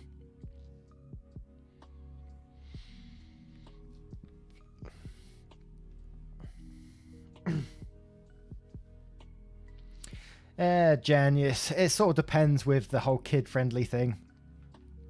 I mean, you know me, I pretty much have no filter on a lot of stuff. I have to be careful with certain things, and I abide by YouTube's rules on swearing and stuff like that. I do exactly what they say. I swear, absolutely. It's not against their terms, as long as you don't do it at certain points, which I don't. It's part of the story. It's in the story. It adds to the story. So that's why I do it.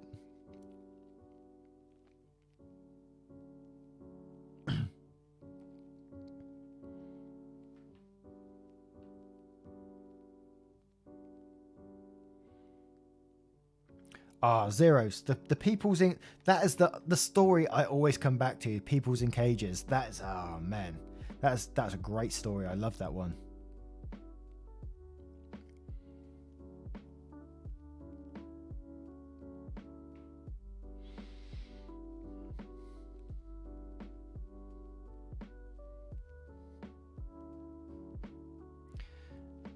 Are you talking about the start of the story, the start of the videos, Melissa? If I was to say asshole at within 10 seconds of the video, I'd have to fight monetization every single video, guaranteed.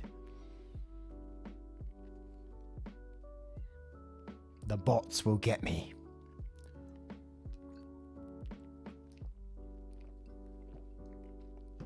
Totally right, Mama. When you say sentence enhancing, that's what I get. It's like when people, some other channels, and I'm not blaming any channels for what they do, they need to do themselves, right? But what I enjoy about stories is people's passion. Sometimes people swear when they're angry, right? And if you start going, ooh, fudge, it doesn't have quite the same as like, oh, fuck. You know what I mean?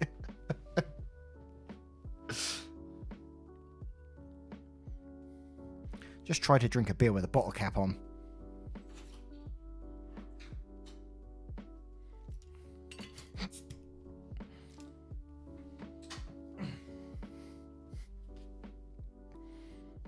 Fudge it indeed. You know, I may get pulled up on it one day. Who knows? If I do, doesn't really bother me in the end.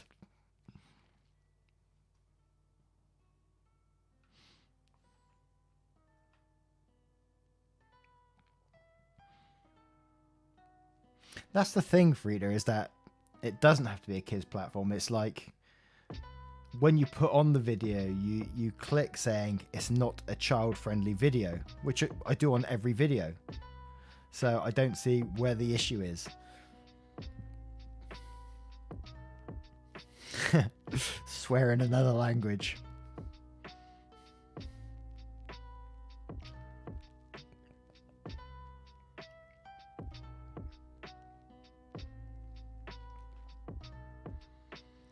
I watch quite a lot of other YouTubers, a lot of educational stuff though, like about how YouTube works, and actually, and a lot of crime documentaries as well. I love it. Zeros, honestly, I don't know. I'm just rolling with it. I just opened another beer. But honestly, if you need to go, you got to go, right? Don't feel you have to hang around for me. I'm just talking rubbish, as I said.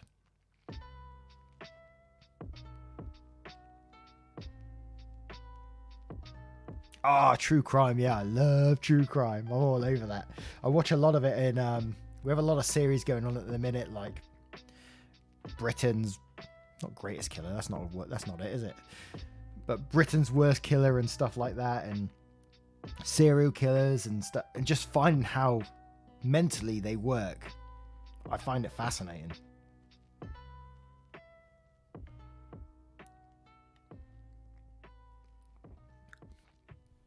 I'm currently binge watching Vikings again at the minute. I went off it, I'm back into it again.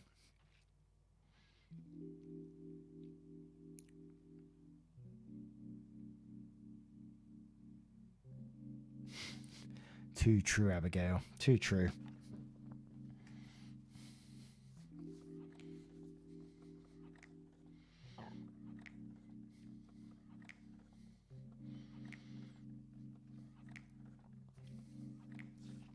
Right, I am going to put on my final story of this evening.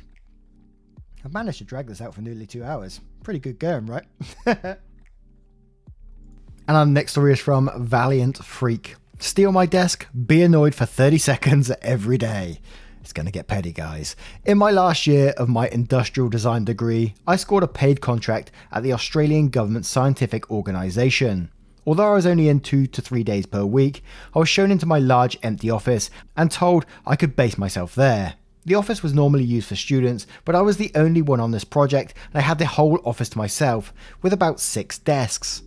Naturally, the first task is to find the best desk and put it in the best position. Since I was going to be there for a while, I stuck some posters of my project on the wall behind my desk and even brought in some retro decor from home to add a little personality to my part of the boring brick cavern. All went well for a couple of weeks until a few other students moved into the room. Although our paths rarely crossed as they were working on other projects, 2 of them were perfectly reasonable and set themselves up on other desks. The third, who I will call Jerkwad because this was probably his name, decided he liked my desk. I should point out that all the desks were the same and mine had no better view than anyone else's. Mine had my stationery on it, my posters on the wall around it, a clock, a telephone, all were mine. In fact, the telephone wasn't even plugged in. I just brought it in because it was an Erica phone and they look cool. So one day, I come in and Jerkwad is sitting at my desk, while the other students were at their desks. My stuff was packed up and pushed to one side to make room for his stuff. I made some comment about it being my desk and his response was, yeah, I won't be here for long, or some other blow-off. To pursue it further would have made me look really petty in front of the others, since all the other desks were the same. I set myself up at another desk that day, although over the next few days I could tell my stuff had been moved around, and unless I got to the building by a certain time, he would steal my desk again. Unfortunately for Jerkwad, one of the things I brought from home was a talking wizard, talking calculator clock. It was a cheap gimmicky thing that you would see at the markets, basically a black plastic box with a button. When you press the button it would say, it's 9:05 AM. When you opened the box there was a calculator, and when you pressed each button it would say the number and read out the answer. And luckily for Jerkwad, the clock also had an alarm. When you said it, it would say beep beep beep, it is 9:05 AM, beep beep beep, it is 9:05 AM, and would keep repeating this for 30 seconds very loudly. I set the alarm to go off mid-morning, put it in my desk drawer and locked it. For extra pettiness, I also changed it to the wrong time. They were sturdy desks, 1940s era, made from silky oak with inlaid green vinyl tops. It was not possible to dismantle them or open them with a different key. I then took the key home and didn't come back for another 3 working days. When I returned, I sat at my desk, opened the drawer and turned the clock off before I could go off. When Jerkwad came in, he saw me and said, "Can you turn that bloody clock off? There's something locked in the desk and it scares the shit out of me every day and won't shut up." I was about to smash the fucking desk apart with an axe. I said something snarky like, "Sorry, it does sometimes go off when other people sit at my desk." He never stole my desk again. Ooh, you petty bastard.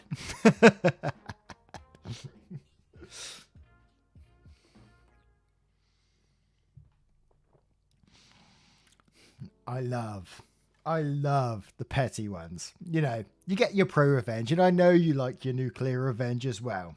But the petty ones are the best because it's just so ridiculous.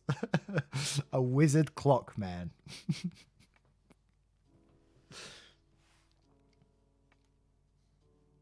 Absolute master plan.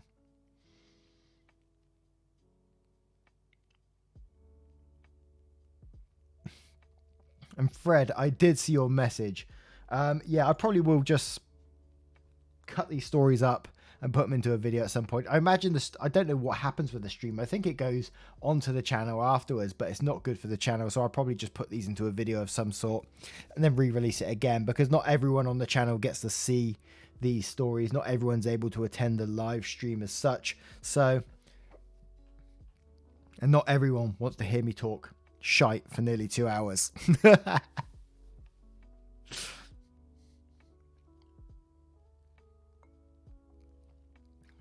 Exion, thank you so much. Long time lurker, and you're very much appreciated.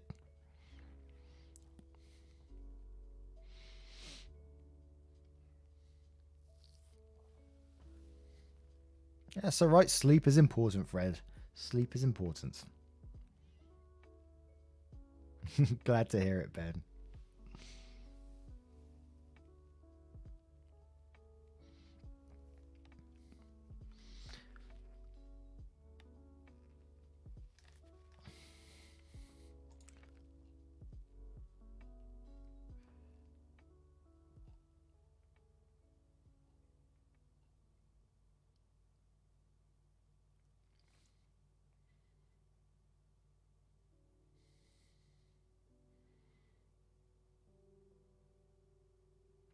No worries, Timmy. Thank you for being here, mate. Really appreciated. You are very, very much appreciated. It is very late, I know. I hope in the future that I may be able to do these slightly earlier to cater to both Europeans and US folk, and everyone really. Obviously, I can't cater to every single time zone. It's just impossible, but... Gillian, it is just approaching 12 o'clock midnight.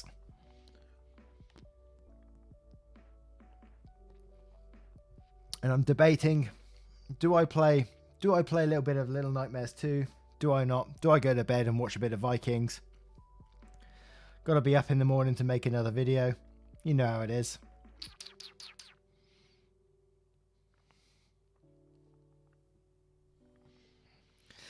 Sleep is good, but so are games too, aren't they?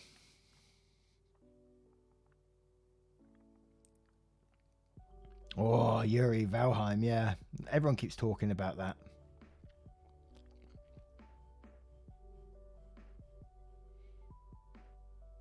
No worries, Elaine. Thank you so much.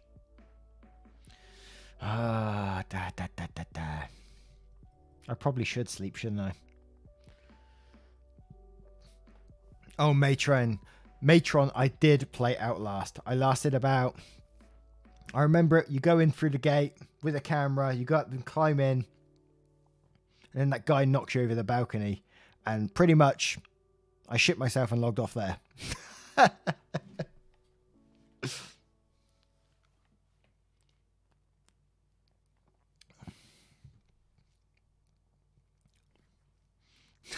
Sleep. Thank you, Roger. It means the world, man. You've been great.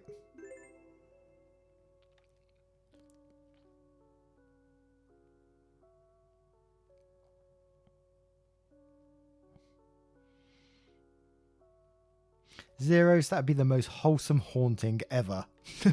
Don't threaten me with your haunting.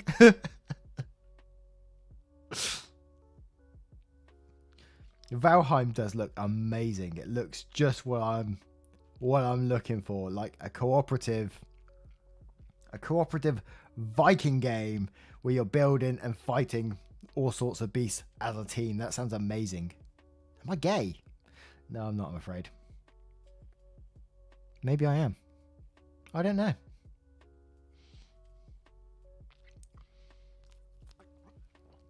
I'm an open guy.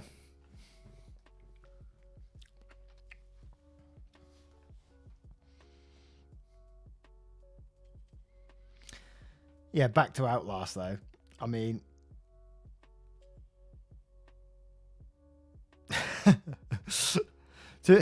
no, not back to Outlast yet, because Roger got me distracted again. He said I'm not gay, but I won't question a sexy man. I mean, to be fair, I don't consider myself gay, but I see Brad Pitt and I'm like, that's a good looking guy.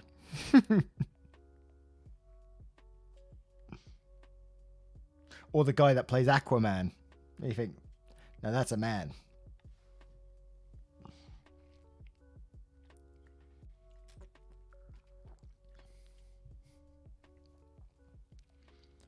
And you can't deny that, right?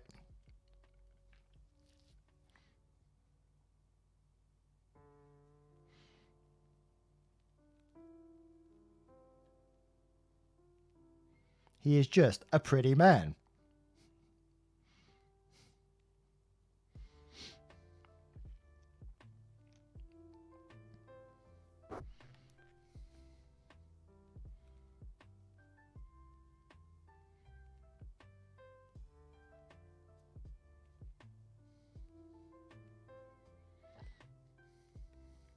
Seagar, thank you for being here.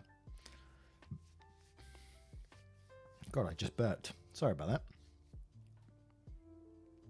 No, Lou, I haven't done a face reveal. I'm a shy boy. As I tell everyone, I'm a shy boy. However, I've got a VTuber avatar being made up shortly, so it should be slightly a bit more interactive in the future, I guess. If you even can call it interactive, I don't know.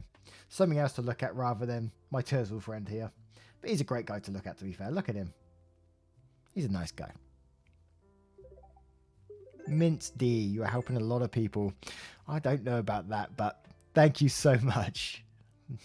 Legend.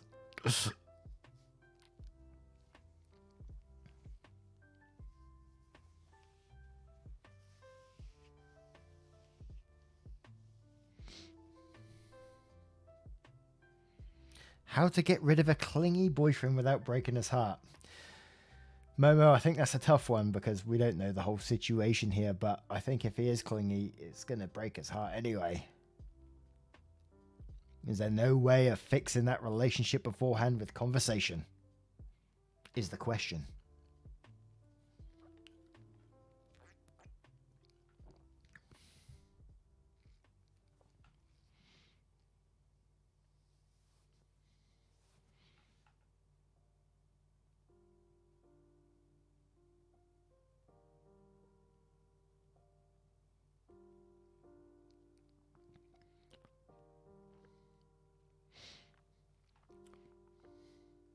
I find like I'll approach the whole privacy thing and stuff like that. And I don't answer like my surname, my age, or anything like that because I know how easy it is to track someone down with very basic information. And not that I don't trust people in this channel or anything like that, but it's just from stuff that I've received over time, you know, through certain emails, certain messages that I've got. And once information gets out, myself, I don't mind. If people want to target me, that's absolutely fine. But if it ever gets to my family, you know, that would break my heart. That would be the worst thing.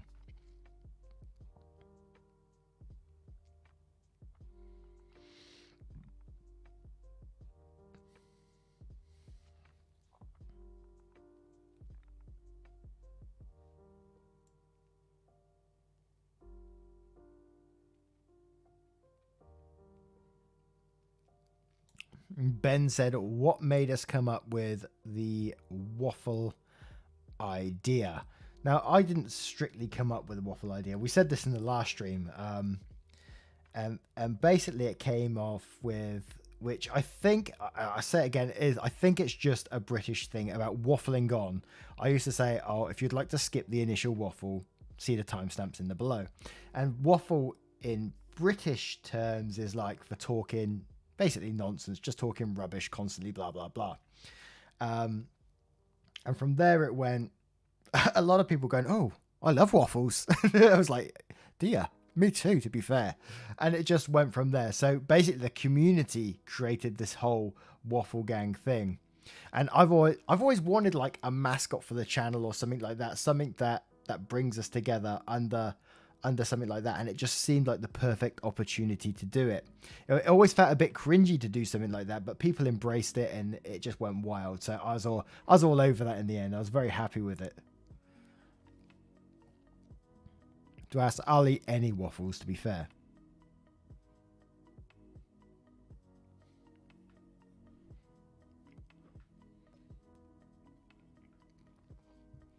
No, Lou, I went from basically school to work. My GCSEs ain't great. I told you about that before. I could have went back to school and done my GCSEs and stuff like that. But after my bullying and stuff, that it really put me off school. And I went straight to work, earned money, went through a series of different jobs. I mean, I was loyal to those companies. I worked at least 3 years every single time, and then moved on to the next job. And I've had a wide range of weird jobs. So strange. My CV is weird, but I wouldn't have it any other way. I've got so much experience from the different things that I've done, and I absolutely love it. Ben says, sound like something from Only Fools. I love that program. I'm not going to say lovely, well, I'm going to say it. Lovely jubbly. Mark, if you could hug a celebrity, who would it be? I don't know, actually. Shania Twain, probably. I love Shania Twain.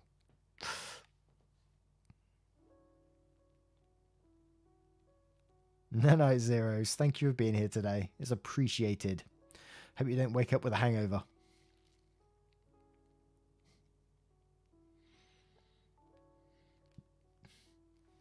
My worst job was my first job.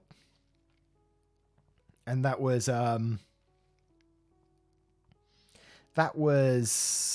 working in that sports shop, tagging security tags on clothes, literally putting security tags on the clothes. Oh my God, that's the worst job ever.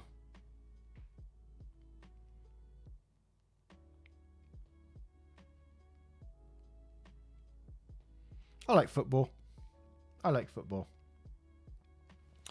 I'm kind of tempted to jump into a game just for a little bit, and then I can answer questions as we're playing, because at the minute you're just looking at a screen with fish and stuff like that. At least it'll give you something to look at.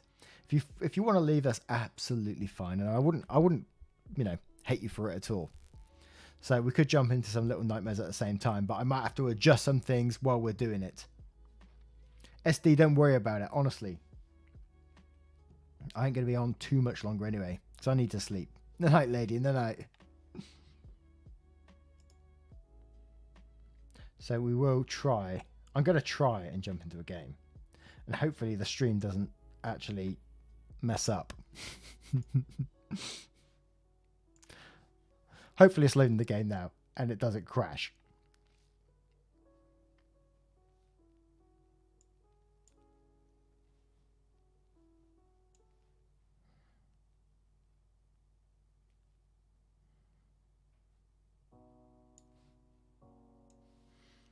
Right, is that working? Is that working? I think we're working.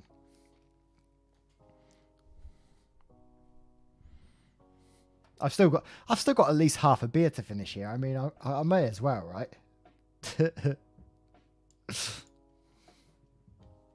Let me know if the sound's working in the game first as well.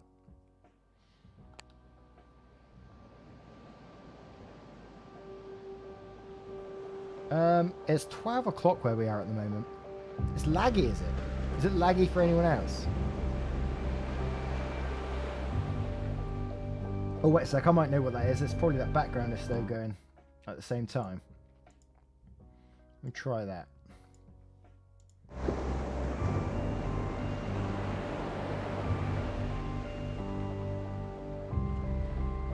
Okay.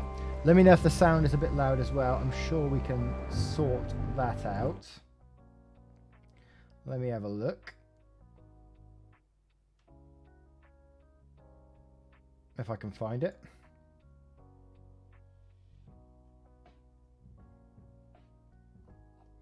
Ah, we'll do it in the game instead. Oh, no. Settings. Ooh, spooky!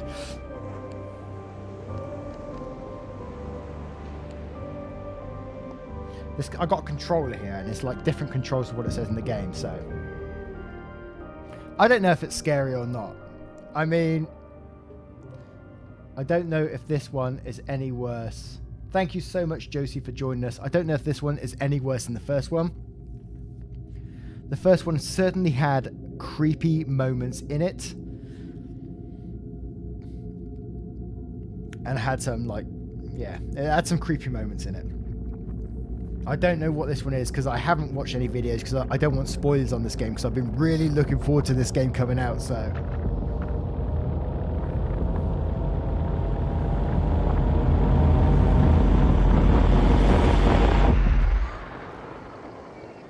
I got to work out the controls on this though because I'm actually using like a Switch controller and like the buttons are all different. So bear with me here.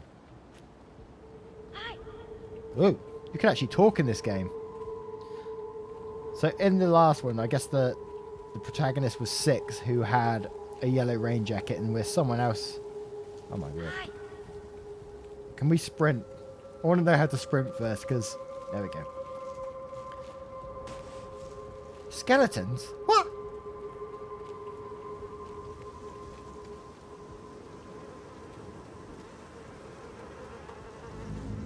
What's going on down there? Oh my word. I wonder if there's like going to be like any of those gnomes in this one or what.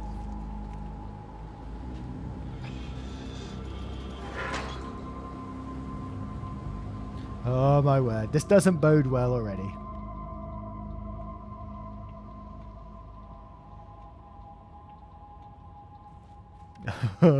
I swear, if there's any jump scares in this. Oh my god.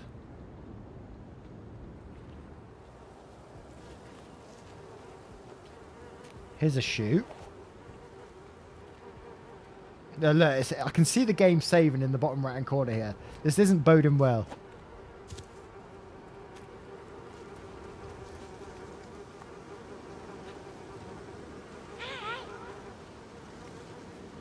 Yep, just a bag of bodies there. That's normal. I don't know. Why do I keep saying hi? I keep pressing the wrong controls. This is going to get me killed very quickly.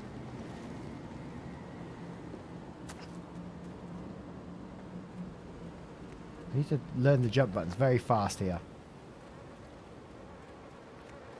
I love the way you keep saying it's fine. That's a tripwire, isn't it? That's going to get me killed. I'm jumping that just in case. So I can see that. I can see a box up there.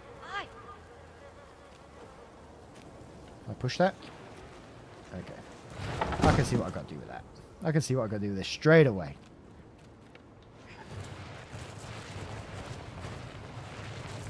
It's all completely normal. Don't worry, guys.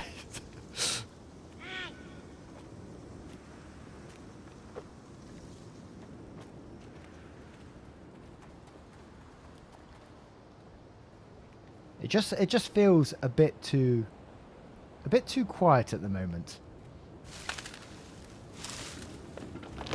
Oh my god! Please! Come on, I can't run no faster than this. I'm holding it down. Oh, gee whiz. Gee whiz.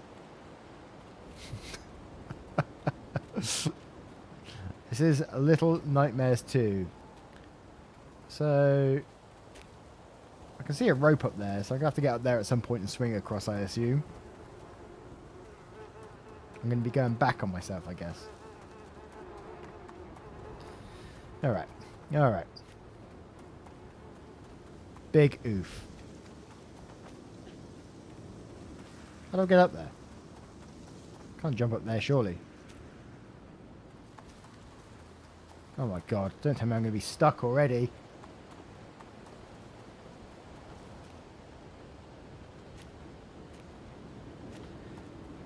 Where do I go?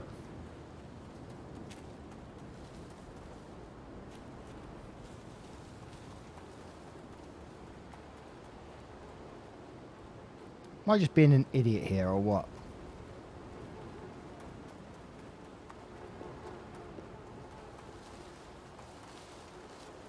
Can I go further up here? Oh my god.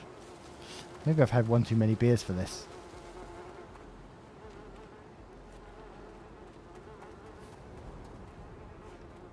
I was jumping and grabbing, but he didn't look tall enough to grab onto that. Aha! Clever comments. Clever comments. Thank you. We'd have been here all night otherwise.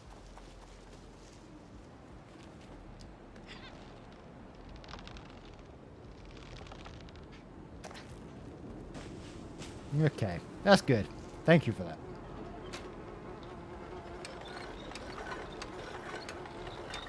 Oh no, I think it'll be a time jump, is it? I'm not ready for this.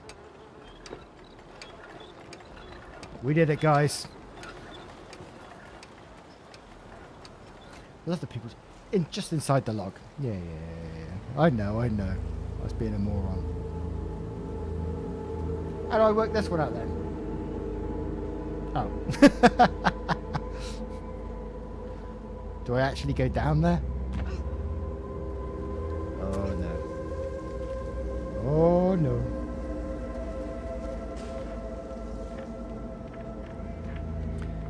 This is what I love about Little Nightmares. It just feels like... It always feels like something's going to jump out at you at any second. Oh, it's the shoes again. I remember like there was loads of shoes in the first game. There was like the pile of shoes. Come on now.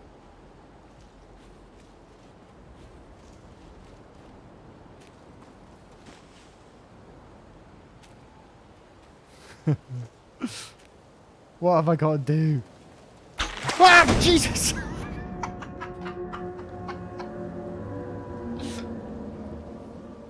Okay, I got it now. I got to use the shoes.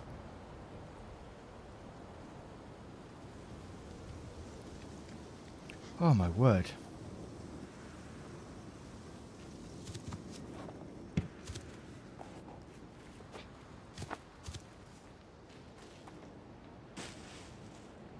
Thanks for being here, Nova.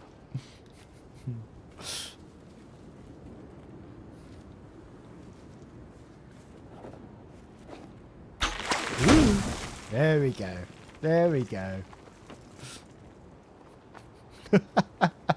Oh my god. And we haven't even met any of the bad guys yet. I'm sorry if I made you jump. I'm sorry. I scared myself. Gee whiz.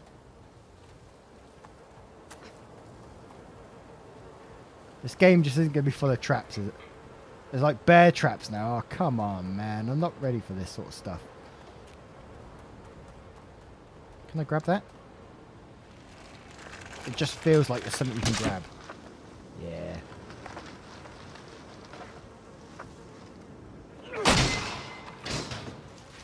Yeah, I know what I'm doing, kind of.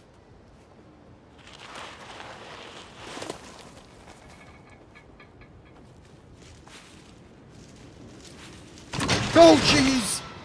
Oh, God. Oh, my God. Oh, God. I'm sorry, guys. There's another stick. I should have known. Where are they? Oh, there we go. Thanks for the warning, guys. This ain't going to be all the way through the game, is it? Yeah. Okay, I got it now. Just use these things. Throw those in. Okay, let's take a few with us. Woo.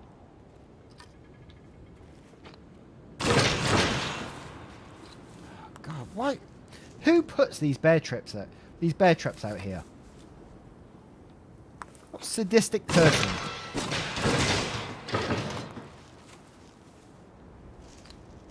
It's just not right. I should be... Ooh. I should be able to get across there, shouldn't I? Oh, dear. What is my sprint button? Ooh! Oh, my word.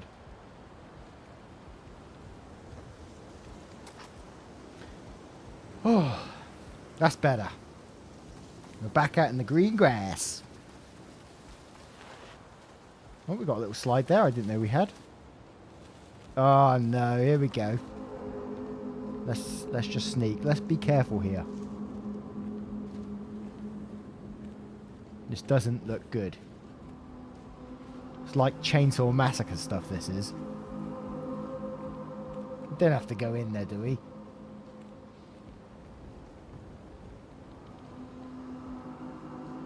And I can see where we gotta go. I don't want to go in there though. It's a very sort of different setting to Little Nightmares 1, because on Little Nightmares 1 it was on the moor where... Oh my word. This is very unhygienic. Look, I can see we have to look in the cooker. What's in there, I wonder? Oh no. Or not. Oh.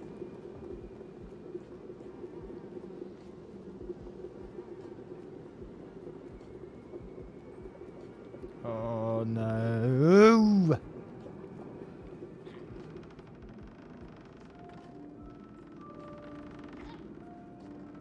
Can you hear? Oh my god. Can you hear that? Oh shit.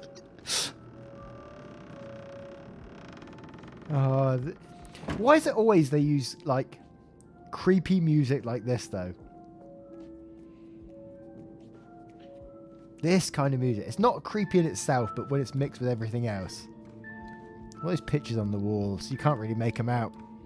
This is what I love about Little Nightmares, is that you can like... Oh god.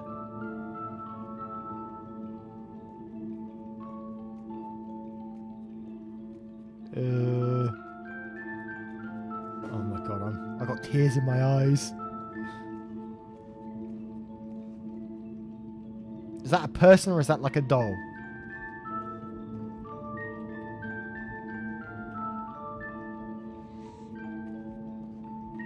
Can I go in there?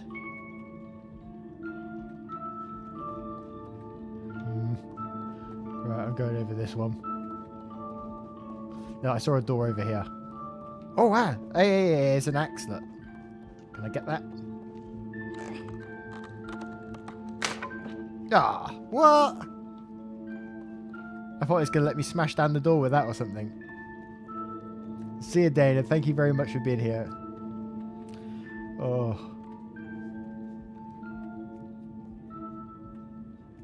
Well, there's another axe. And there's something up there. Can I jump up there? There we go. Here we go. If I can control my controller properly, we'll be alright. We're going to free the kid. Here we go, guys.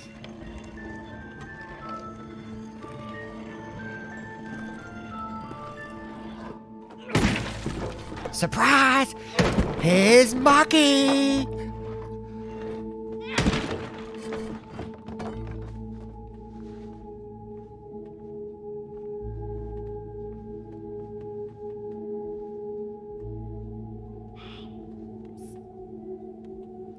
Oh, is that the runaway kid from the second part? What the? Well, that's a bit unfriendly. If you look in the background, like he's obviously been counting down days, and it shows like, and this one here, it shows the gnomes from the moor that they help the children out. Right. I'm going to take this with me. This could be important. He's going upstairs. Ah, son. Let's go. Follow the kid.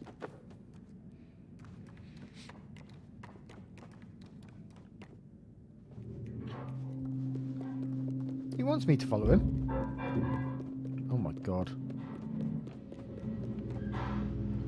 Oh god. Nope. I'm just going to stay here.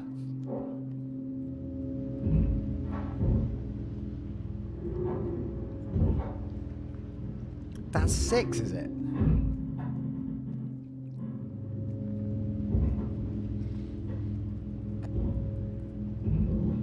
Oh my god, look at these.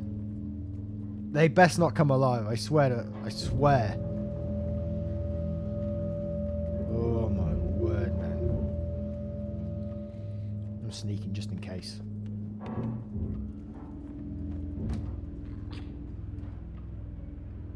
Oh, my heart is going. That is 6. The plot thickens.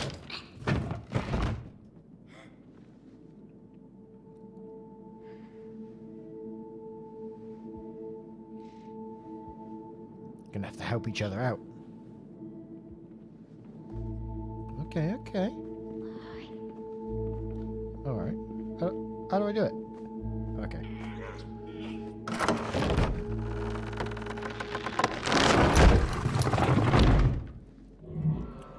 There seems to be like a reoccurring theme with the shoes that's just everywhere. Hey Star Balloon, basically we've done the main part of the live stream where we was reading a load of stories and stuff, and we just got the end and we thought, wow, we're just having a bit of a chill and playing a little bit of Little Nightmares just to get involved basically. Why am I holding her hand? Now we've got to push it. How do I push it? Not like that, obviously. There we go. Come on, push it. So is this a prequel?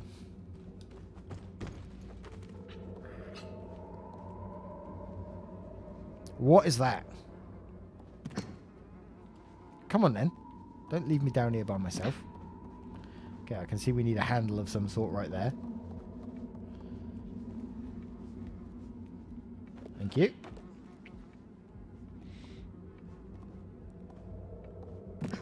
And where is this handle?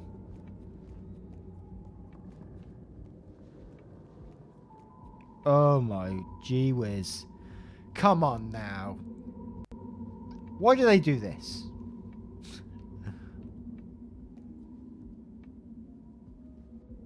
Please, man. Oh, come on. Come on, Mark. Oh my god. Ah!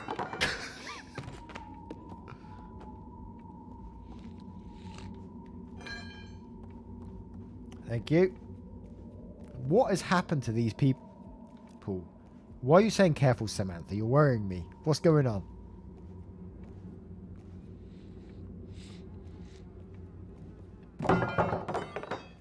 Right, put that in there and turn it round.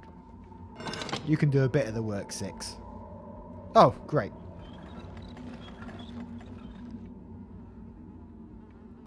So, oh, okay, I got you, I got you. I got you now. Oh, I did get it. Oh, the magical key. Just randomly puts that giant key in her trousers somewhere. So where have we got to go? Was it through here? Where was the door? Oh god, I'm lost already. Was it through there? Oh man. Is she telling me to go up there? Come on, you go there and let me up. Hey, over here. How do I get up? I can only guide you so far. Right side onto the cabinet. This cabinet right here.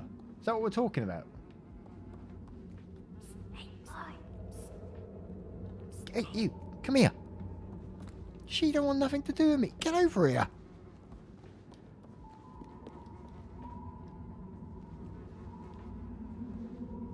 Really? What, this side? It's got to be somewhere else. She ain't having nothing to do with it no more. She's like... Oh, the right. Here. Okay. Oh my god. You can tell I haven't played games in a long time, right?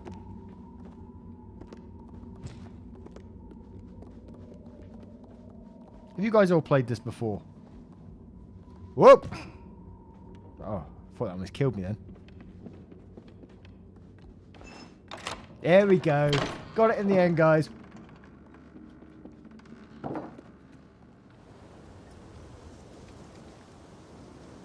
Back outside. I got a feeling someone's going to come out of that toilet. Big footsteps here, look. Someone's kicking about. We'll just pop in here.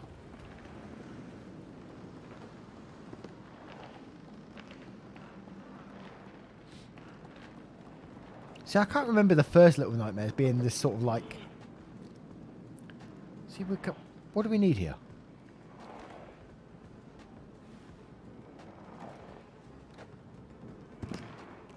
I just realised we've got music playing in the background. Get ready to run.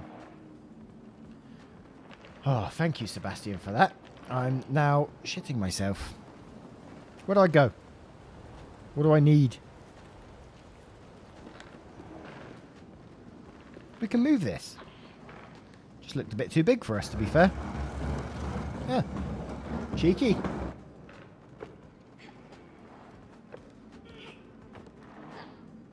There we go.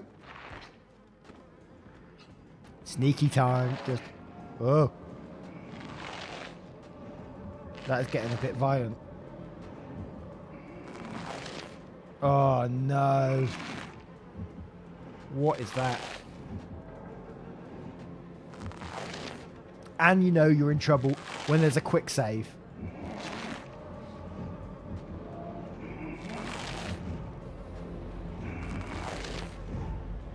Oh, God. Sneaky. Sneaky.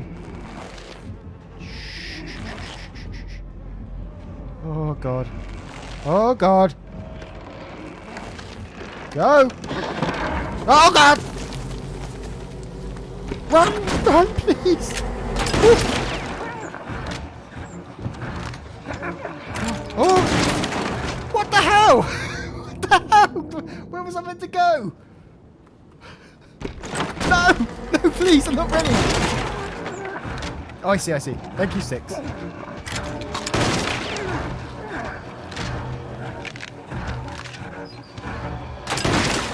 Oh, my word. Ooh. What the hell, man? Listen. It's just that right. Some sort of like scarecrow dude.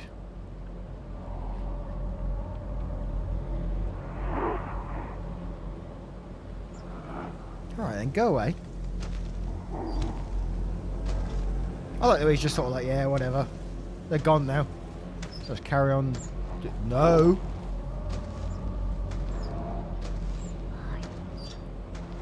He's called the Hunter.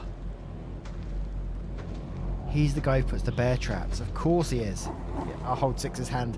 If she could just carry me through the rest of the game, that'd be great. Oh no, I've got to carry her. Great. Thanks for that. Oh no. Oh no. Come on now.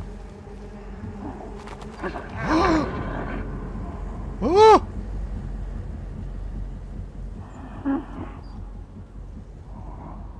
Oh my. Follow 6? I'm having to drag her everywhere. How's this fair? Birds are nearly getting me killed. Whoa.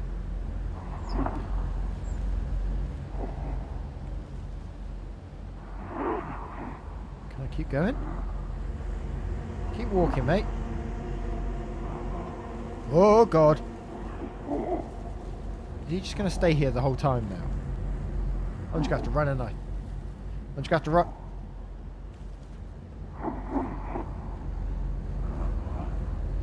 You're on your own, 6. Oh! Come on. Why is it walking so slow? Ah! What happened? I was holding her hand and it just didn't let me have it. No, no, please. Come on. Oh, he still didn't see us. Oh, that's okay then. I was trying to go in the hole, but I was walking and it was just... It was like going really slow. And it wouldn't let me walk any... Look, it's doing it now. It's like so slow. I can't barely go any faster.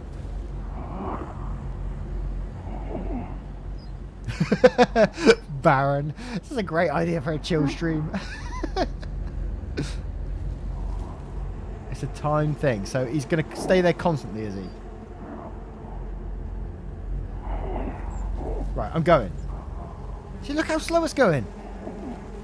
Right, I'm going to stay here. I'm going to wait for his light to come across, and then I'm going to go. He don't look like he's messing about, though. Right, go, go, go. Ooh! Ooh! Gee whiz! Oh, God. What's he doing now? He almost killed 6.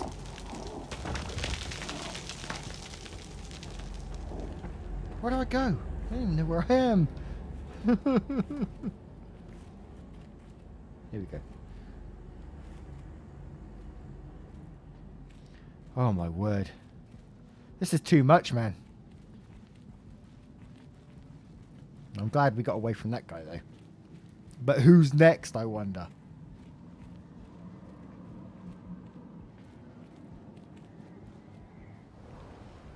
Right. Let's just bolt, because this guy he's probably kicking around here somewhere. Unless he put bear traps down. That's probably what's going to get me next. Oh. I can't jump that, can I? Wait.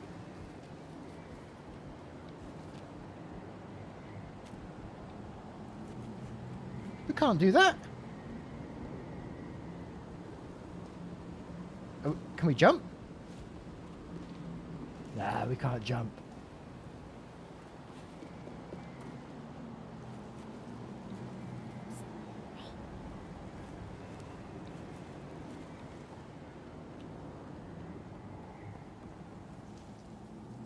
She will jump. She ain't doing nothing.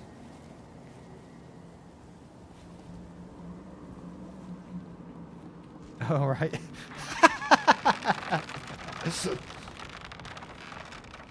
There we go.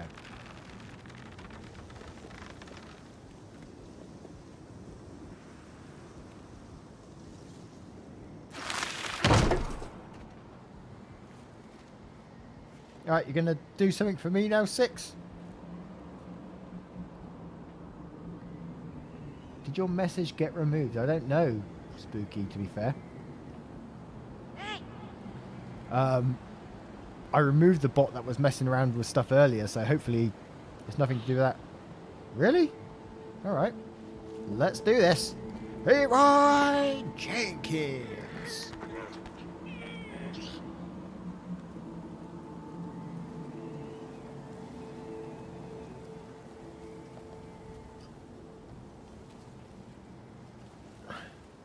What would you expect, Samantha? Right, let's sneak again. There's a cage up there that looks like it could do with some climbing up.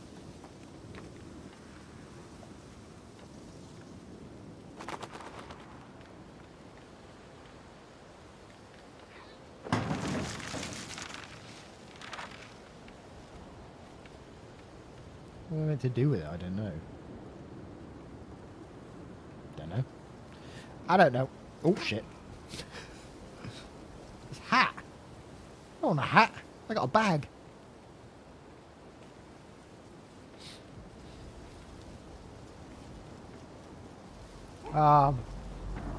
Nightcore. Oh my god. He's back. He's back. Oh. Get in the box. What are you doing, 6? You're going to get us both killed. She's a bloody rogue. Oh, God. Ah! You Burke!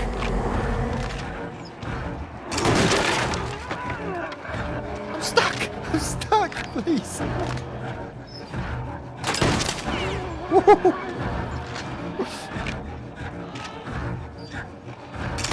Jesus Christ.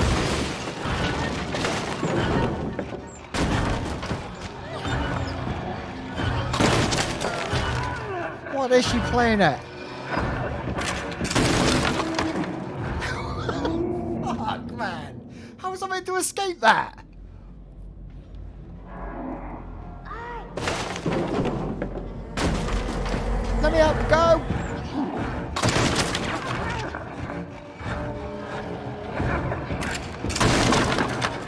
What am I meant to do there? How can I keep up with her? It's impossible.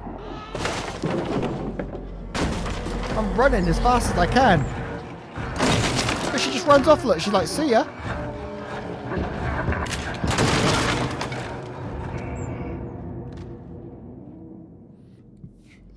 Oh, man. I'm going to be here all night.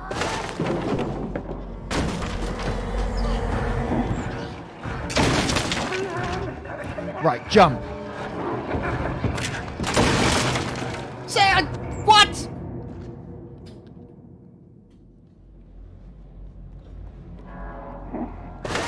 Right, okay. Right, I'm going to wait for him to shoot that spot first. Woo! There we go. Get up, get up!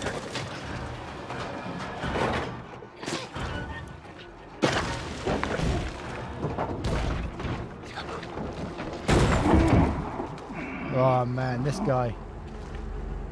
Woo. Yeah, I guess we've got a duck under the gunk. Well, he messes about round here now. 6 is pretty much drowning herself over there.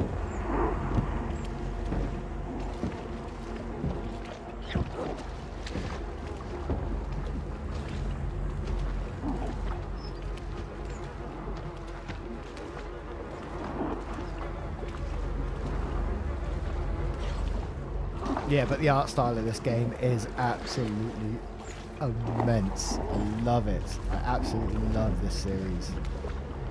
What are you doing? 6 again, though. Oh, you. Okay, I'm too late. I'm gonna die. Yeah, great. I think I've got myself in big trouble here. Well, 6 got me in trouble. It wasn't me, to be fair. Please, please don't shoot me. You ain't got nothing on me, Hunter Man.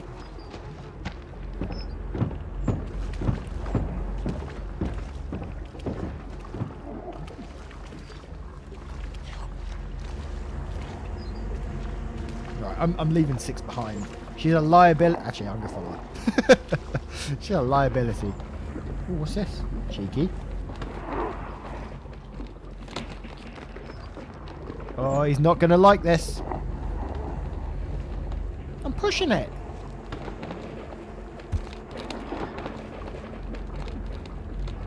Am I meant to do something more with that? I'm pushing the log, man. Oh, on. This guy, man. Shoot 6, not me.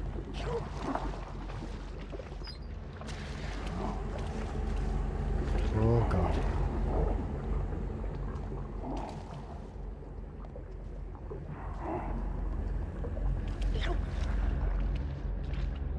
Just gonna go under. It's far easier. Almost drowned myself in it, but that doesn't fill me with confidence. Valerie, it's gonna get terrible from now on. Thank you for that. Nicole, this is Little Nightmares 2.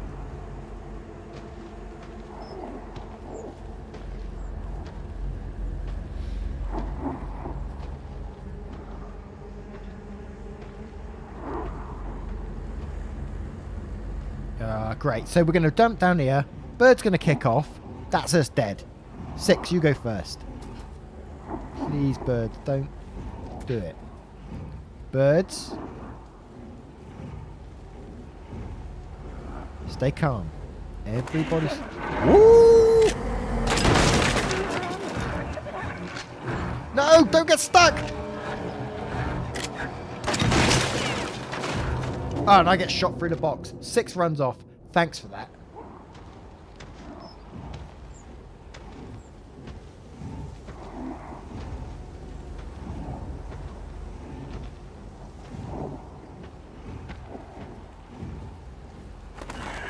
Ooh, God. Why am I scared again? I knew what was coming.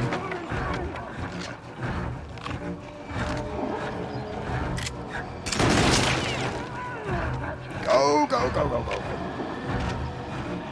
See ya, 6. Ooh. Shut the door, shut the door. Get the shotgun. Are we really going to use this? Get up! Oh! Nice!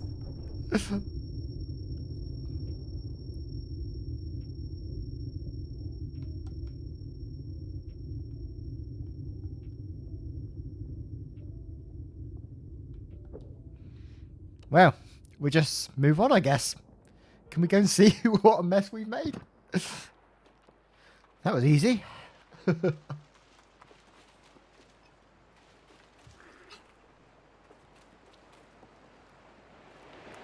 Me and 6 are just going to sail off into the distance.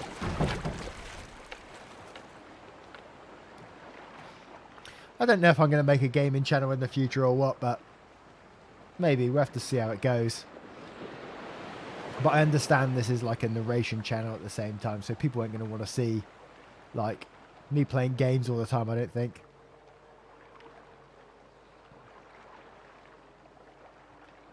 Thank you for being here today, Sebastian. You're much appreciated, my friend. I may play Outlast one day, Matron, if it goes well. Ooh, message in a bottle there. Can we get it? Are we going to the moor right now?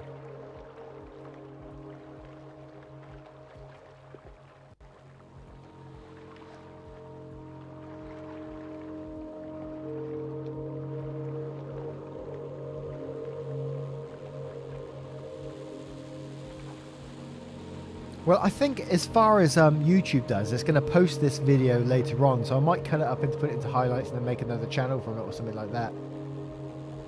I'll certainly keep the streams on the channel because why not, right? There's no reason to take them off or anything like that. Dragon, as I said, I've only made it 10 minutes into Outlast before, so any help if I ever do play that game will be much appreciated because that game scared the pants off me.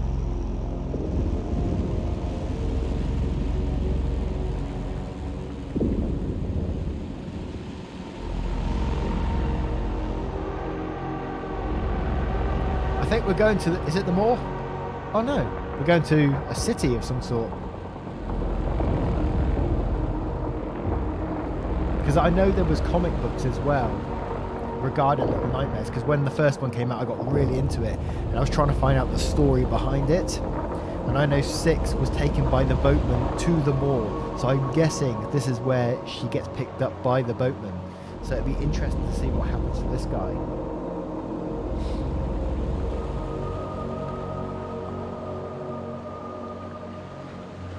Fourth Outlast game. Wow. Thank you for being here, King.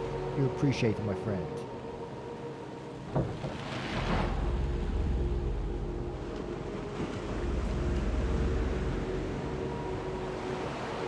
Right, 6 is just going to stand there and just do nothing.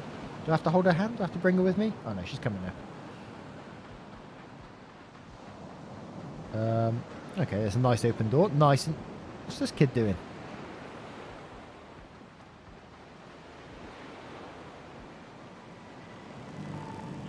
Whoa! Jesus! What the hell was that?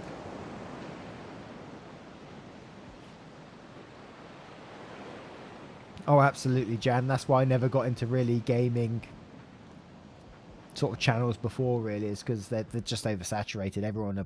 Everyone plays it, and you know.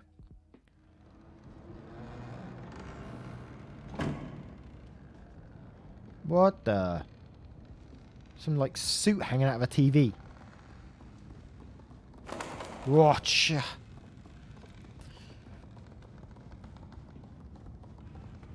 It's always the little things that get me.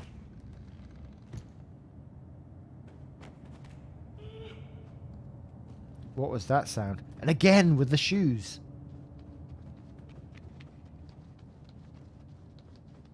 We're just going to this shop, I guess. Well, what looks like a shop. It's just like everyone's disappeared. Their shoes are left behind. It's just like the whole town has disappeared for some reason.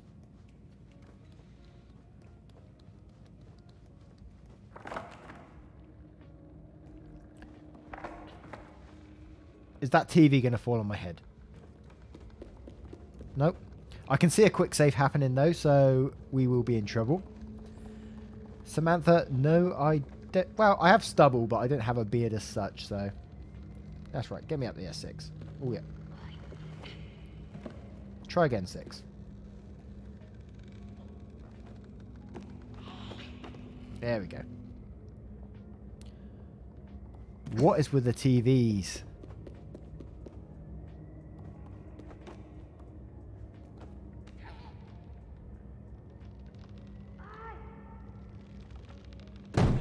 There we go. I see what we can do here. Hey, lost soul. Hey. Woo!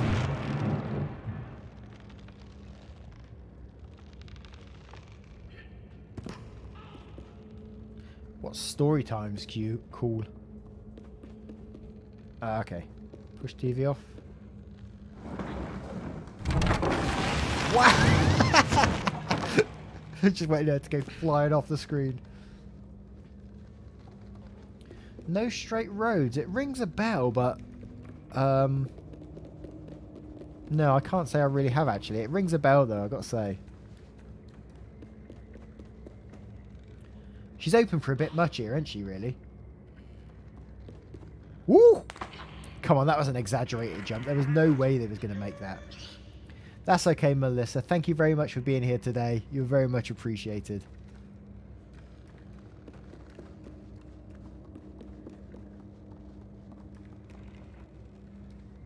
That's where 6 just came from, so.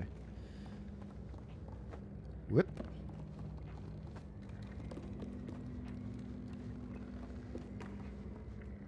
Oh, my word. More shoes and a random suit hanging about. What? Nah, what? This is the ring, isn't it?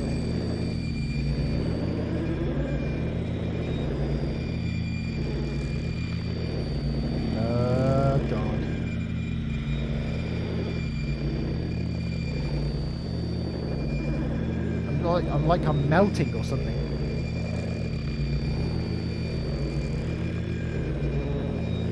Go past, or have I got to go up to the TV? I think I've got up to it. Oh god, here we go. Oh dear.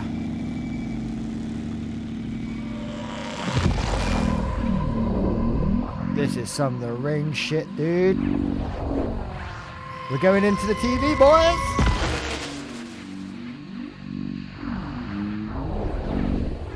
What do I do?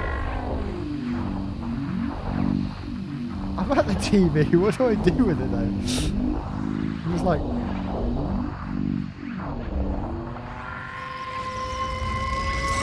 Oh, there we go.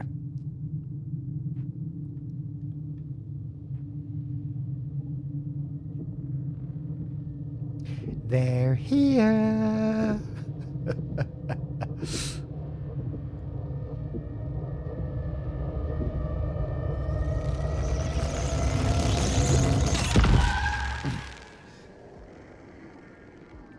TV is evil. Is that what Little Nightmares is all going to be about?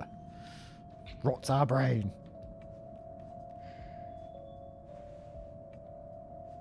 Well, that was trippy. Onward we go.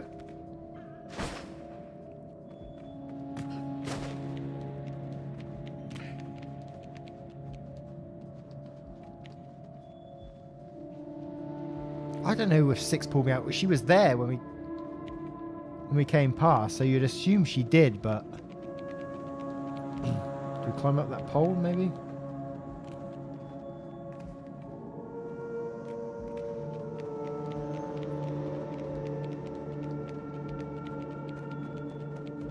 have to run all the way down here, surely.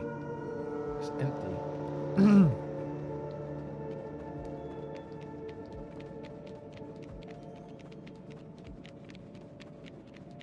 Hole in the fence somewhere. It always is. Push this. No, pull it maybe. Pull it. Of course it's pull it.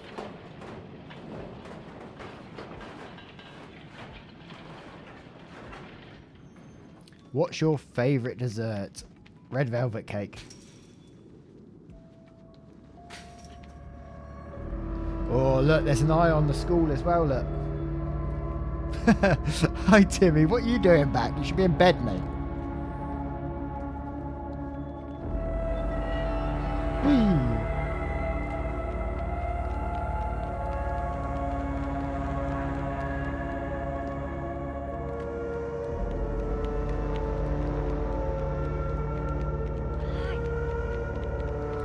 Of course, there's a convenient rope for us to climb.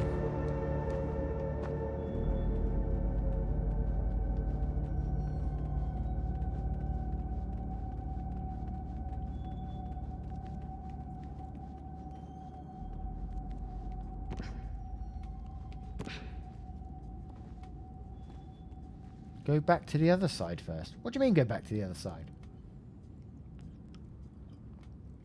I'm in the school now, where it looks like a school anyway. And there's something burning in the bin, which means there's someone kicking about here. Huh. A convenient switch. Let's pull the switch. Ah, shit. Eye holes. That means someone's spying on us. Why does everything have to be so dark all the time? Why can't we just have a horror with a bit of light?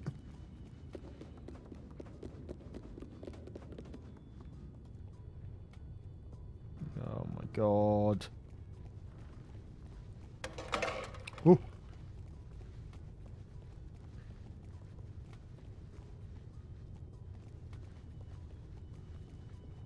I'm glad you saw my great detective skills there, Mike. Have that. What's she doing?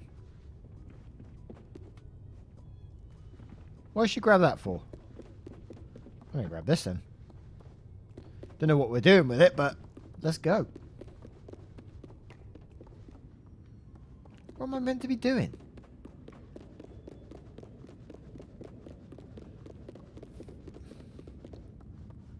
I sort of wonder if there's... Ah. Easy. Oh, God.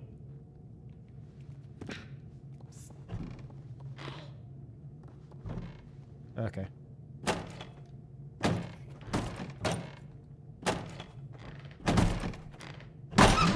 Nice.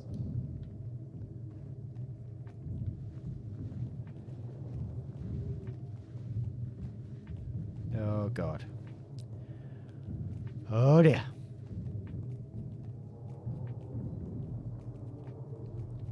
This scene always reminds me of like the first Little Nightmares where the hands keep coming like through the little corridors and stuff. So where do we go? Okay.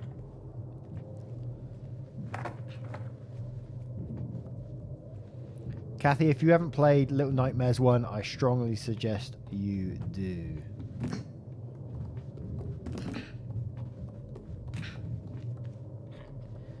Come on, 6, pull this.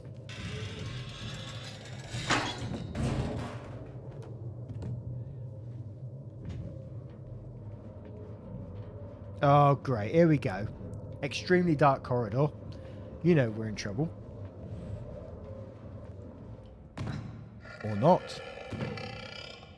What the fuck's that? Sound like a man in a gas mask.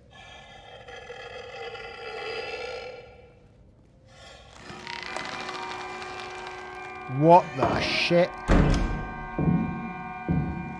Nah.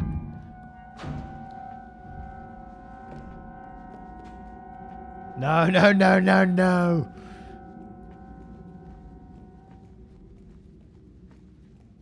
Six just wandering around. I'm sneaking here and Six ain't doing nothing.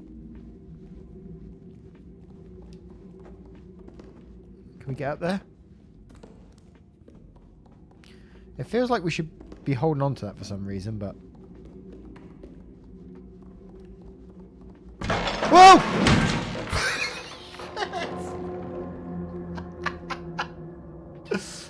Oh my god. Thatcher, is that you? Right.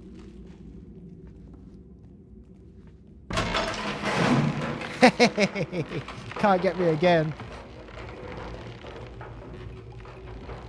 Right, that's going to do something to me, isn't it? So I go on top. Oh, 6 just goes underneath. What was that? 6 just goes underneath it. Like, oh yeah. Easy.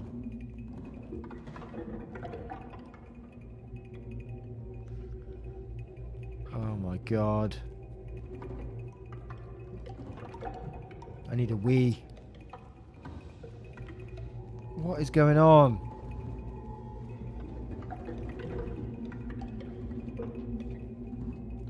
This is too much, man. This isn't like the first Little Nightmares. There's more. Ooh. This is like Home Alone, man. Did Kevin set these traps up?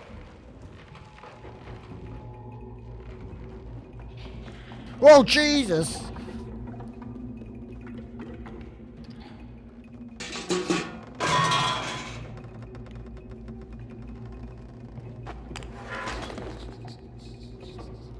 What's that? Can we get in there? I don't want to follow that guy, man. Are these all going to drop on my head? 6 just wandering through like nothing's going on. Whoa!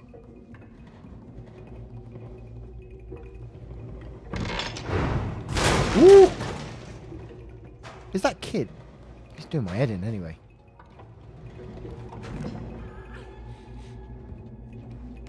That looks like it's going to be another trap. One of these lockers is probably going to fall on my head. Here we go again. There's a crack in there, so that looks like something's going to come flying out of there or something. 6, go and investigate. Yeah. Let's get him.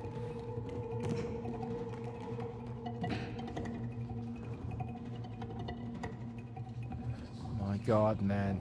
I'm just always sticking to the wall at the minute because traps seem to be dead center. Although they're focusing on that door a bit too much at the moment.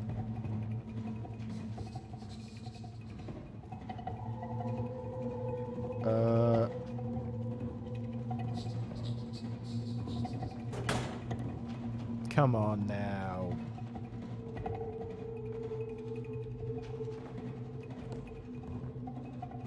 Woo! Sorry. What the hell's going on?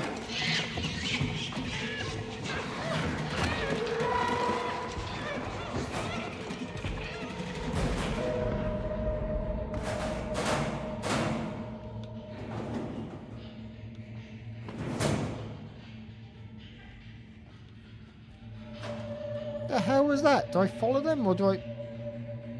What's this guy doing? I'm gonna have a bit of that. You want another one?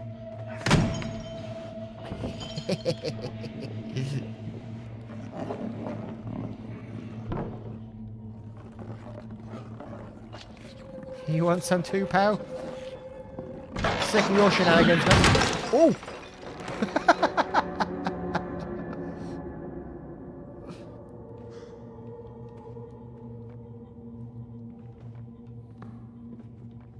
What is he spying at though? He's just spying on his mate. Bonk.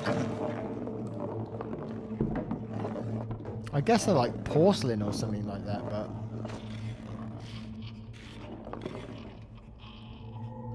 I'm gonna wait for him to come back. Oh God, I forgot about the trap!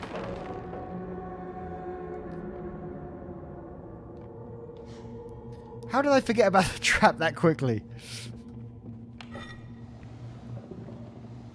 Give him it again.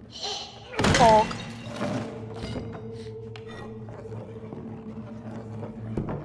So how do I use the trap beforehand?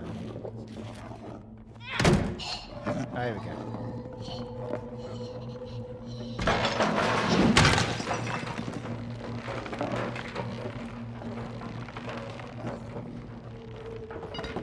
I want the hammer. I need the hammer. There's going to be some more of these crazy dudes around here somewhere. No, give me the hammer.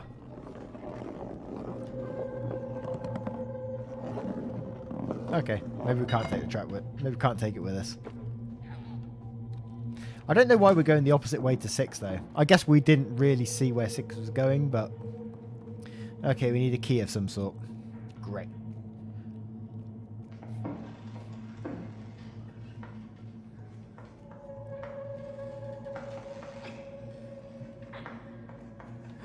Interesting. Can actually put the lockers.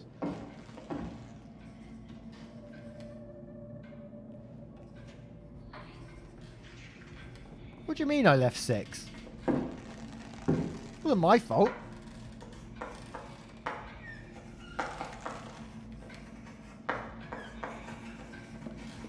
What the? Who's this now? Just like the teacher or something? Is this all going to be like a school-based theme?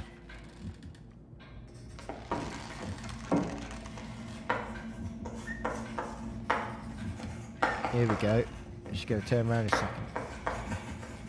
Ooh. Uh-oh.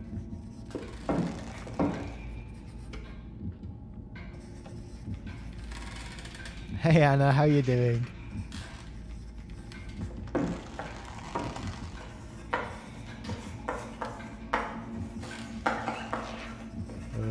Do I carry on? Let's carry on. Oh no! We did it. We did it, I think. Oh!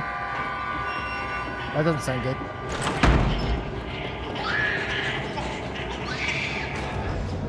What the hell? Oh, man. Oh.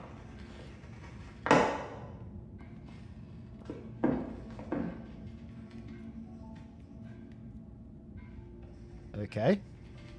I don't know what happened there.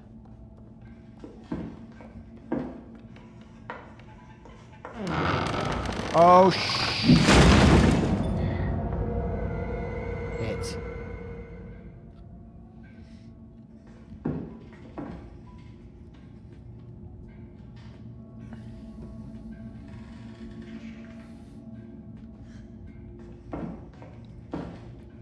So do I jump off as it's falling, I guess? Maybe?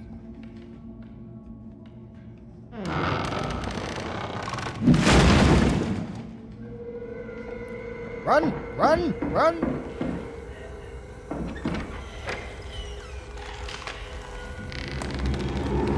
What the sugar is that? Nah. Some sort of giraffe or something. What the hell's that?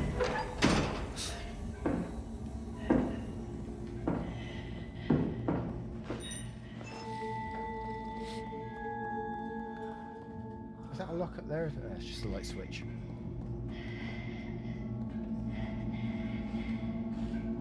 I don't want to go back. No, don't poke your head out. Whoa. Don't get out. Look at that thing. Gee whiz. Let's make a run for it.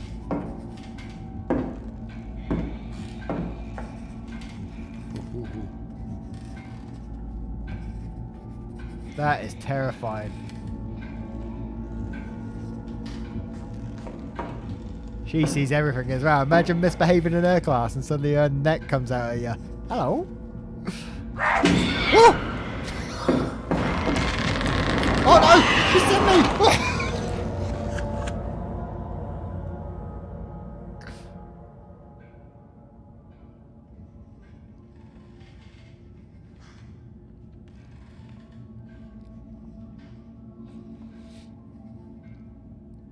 Right, I gotta go to the toilet very quickly, guys, because this is way too much.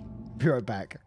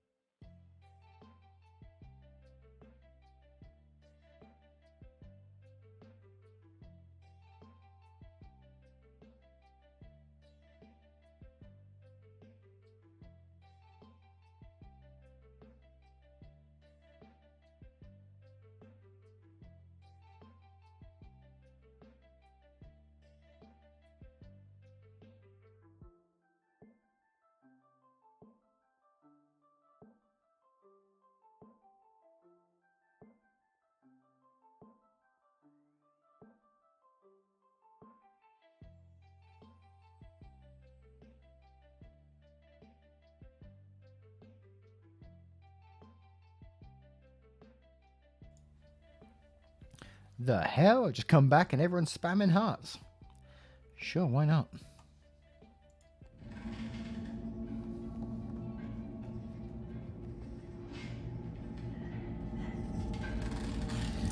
Here we go again. I wonder if I can pick up those paper balls and hopefully not die. Maybe use them as like a... Oh shit, that was my bad. I thought maybe I could pick up those paper balls and like use them as like a distraction or something. Trying to be too clever for my own good when I'm actually shit at this game.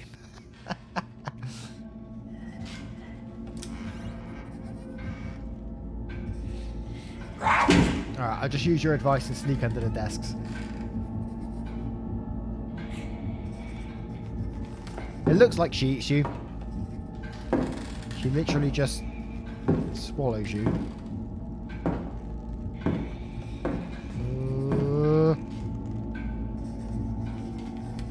Look at her, man. Look at the way she looks at him. No wonder they're all angry all the time. Can I sneak across now, or am I asking for too much?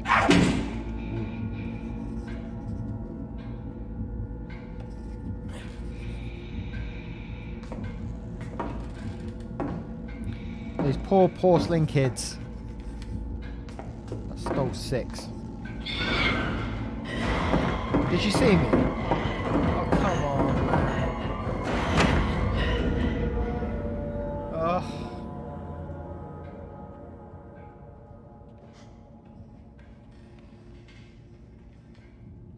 But are they bullies because of her?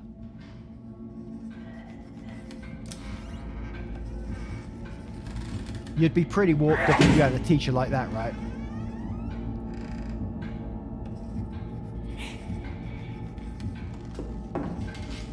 What do you think her name would be? She looks like a Mrs. Hibbard or something like that.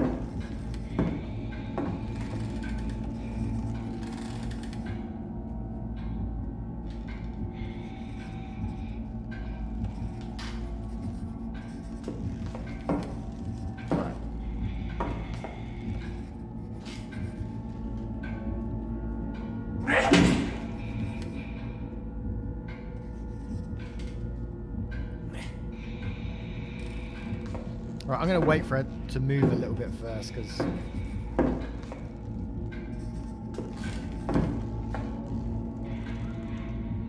he's getting a bit now, look.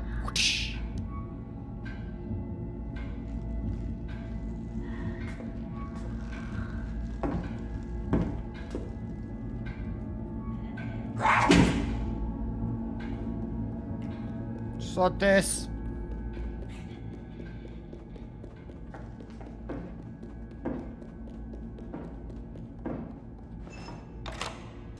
Whew. Thank goodness for that. And on we go.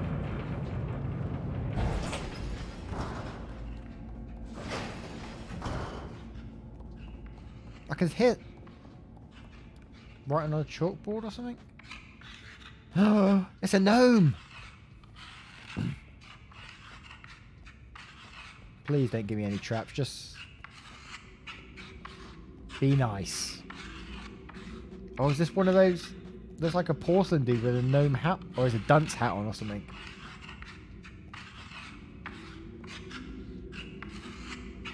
That pipe looks like I could whack him on the head with it, maybe. Oh shit! Oh! I get it. I gotcha.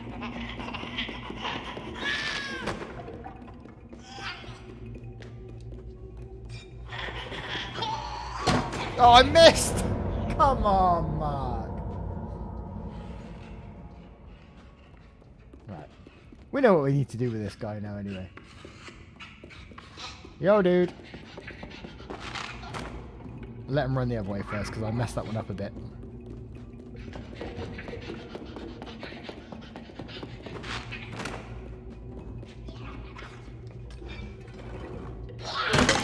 Have it.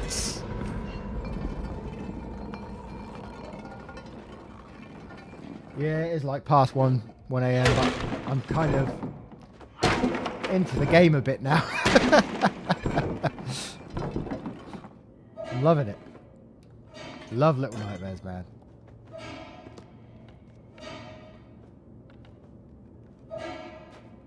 So is this going to be to do with when in the actual main Little Nightmares game to do with the gnomes? Because they all wore these like gnome hats. Gnome-like hats anyway. Oh jeez. Oh god. Oh! In the box, in the box. Oh my. How terrifying is that?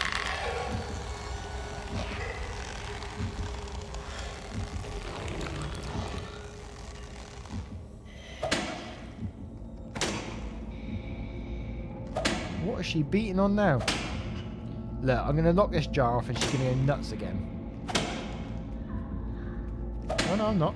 That's all good.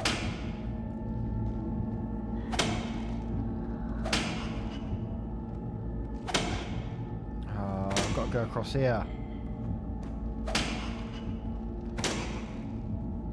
Oh god.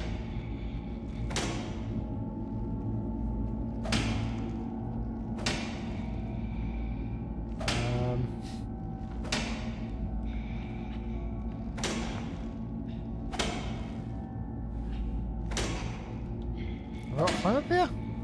It's not letting me climb. Oh, I see what I got to do.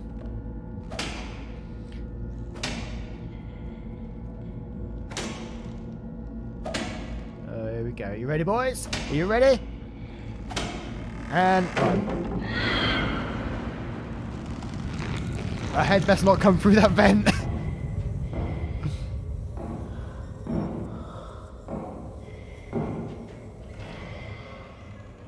It best not come through there. My word. Why is she following me everywhere, man?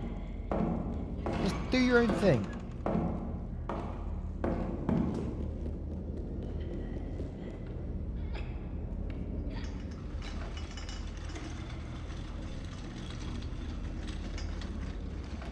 Do your own thing. Let me crack on.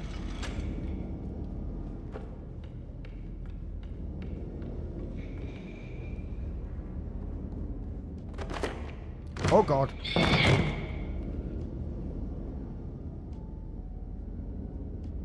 Here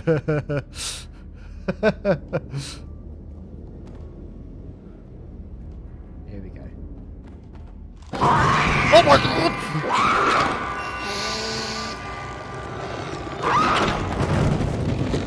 What the hell is that, man?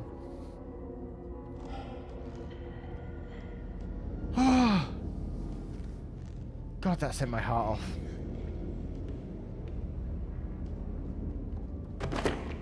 No, no, no, no, no, no, please.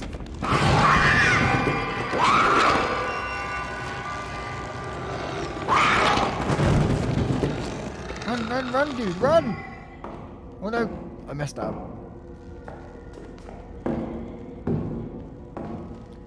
Jeez, where's man?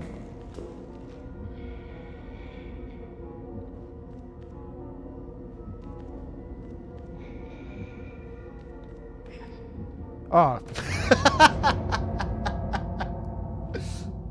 I blame that on the controller. I'm getting used to the new controller here, guys.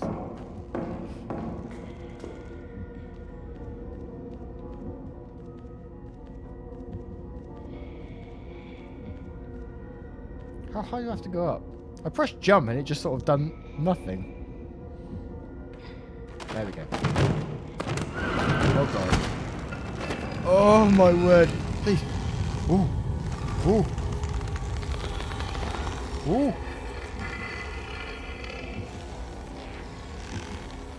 No. Oh my god. That is horrible, man.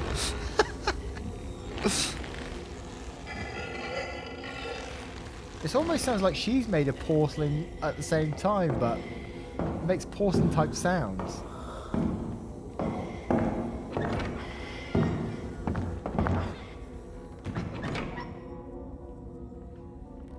My word.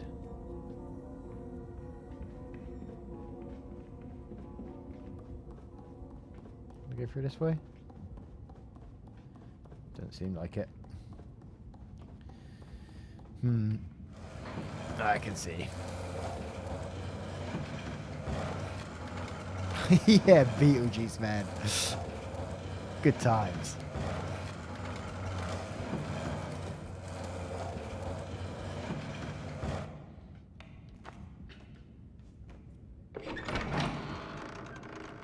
Let's just follow her because that's the sensible thing to do, right?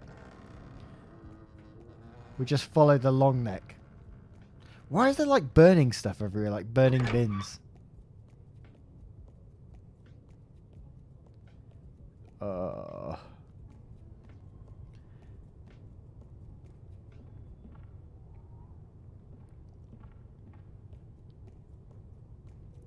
There's a lock over there. This reminds me of a scene actually in the main Little Nightmares game. There's a very similar scene where you have to get a key at the bottom floor like that. Almost like a very identical layout here.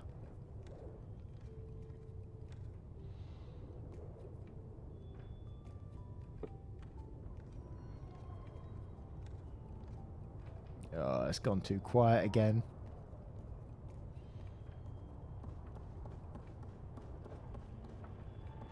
What the hell's that? It's one of those things again. Oh, jeez.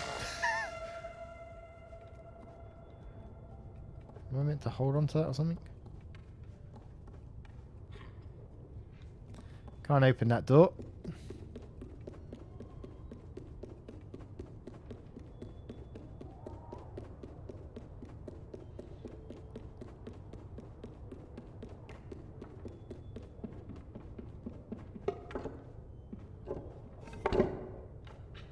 Well, that's helpful. Oh, yeah, it's helpful actually.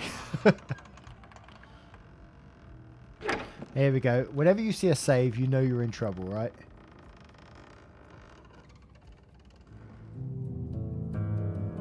Oh, God. Oh, God. It's not going to make me play chess, is it?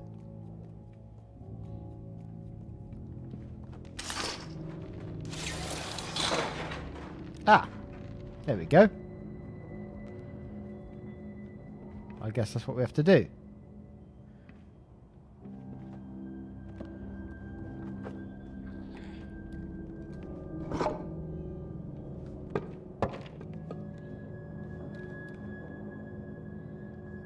Okay, I guess there's a piece in there that just needs this top on it. Maybe.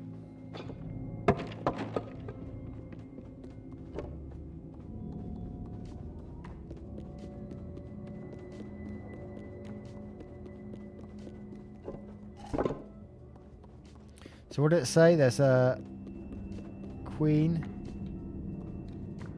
Do you have to move her? Top right.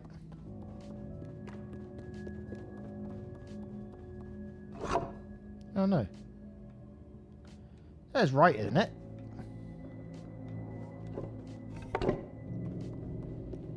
That's like third one down. Which isn't quite right, is it?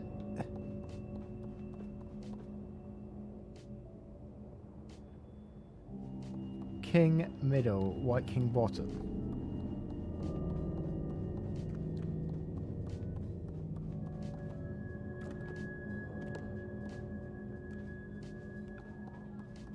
What the hell is going on with this one?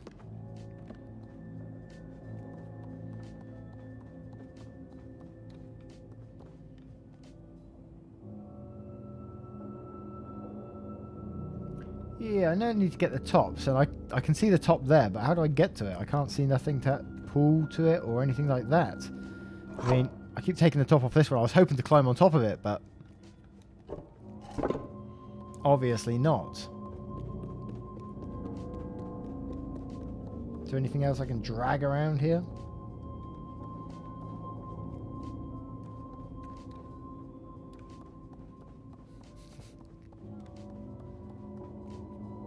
Someone said, can I take this one off?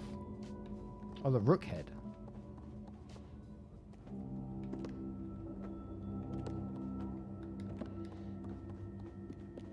Well, let me take it. Maybe that, yeah, maybe there's more tops around I have to go and look for. Nothing else here, so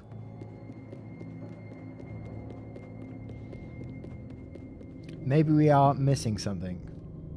Oh, come on, Mark. So we got this one, which I think was this side, right? Yeah. Oh, I see, I see. How do I get this one off again? There you go.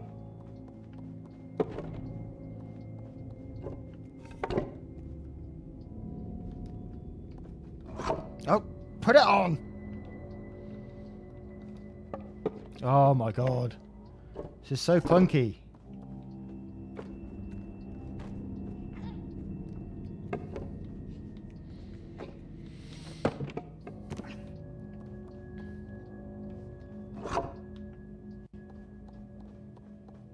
I don't know where Six got. She got kidnapped by them bully guys for some reason.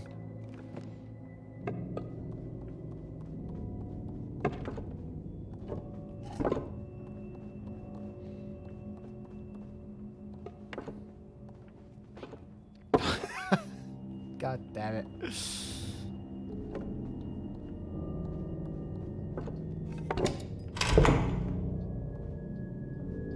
So, did that open the door on the other side? Maybe. Possibly. Or the door downstairs. Check the door downstairs first. It seems most likely. We didn't want Six a part of us anyway. She was a hindrance. She kept running out, getting us. Oh no, it's not a key. She kept getting us in trouble, basically.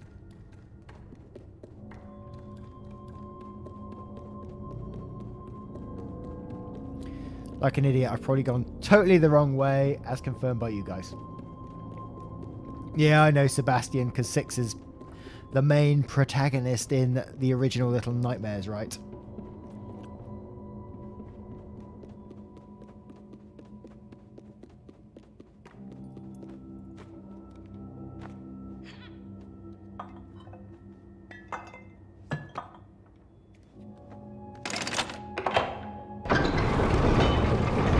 There we go.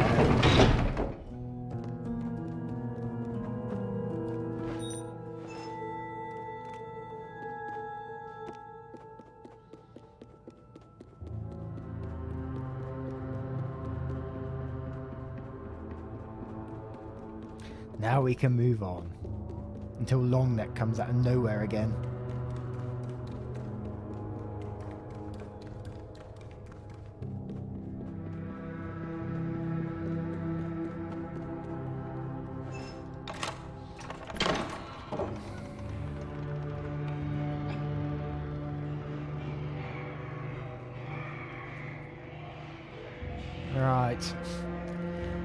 This doesn't look good.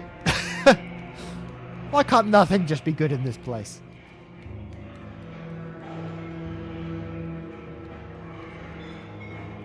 Sounds like there's a lot of people eating somewhere though.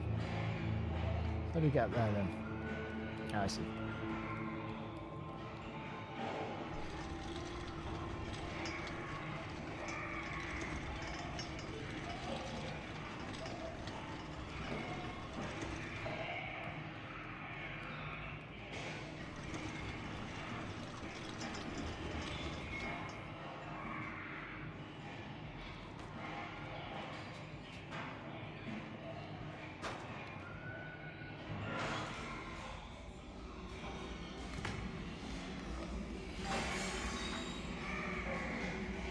So I get the ladle and give this guy a bonk on the head. Classic. Bit for you. You want some £2? Oh, you... I always mistime it. That's frustrating as hell, man.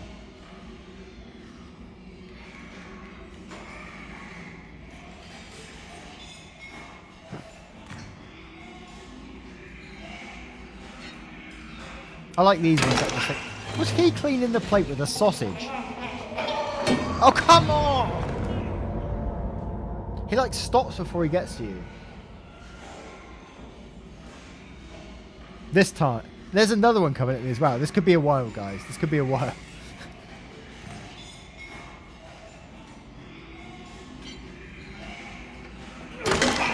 Right. Okay.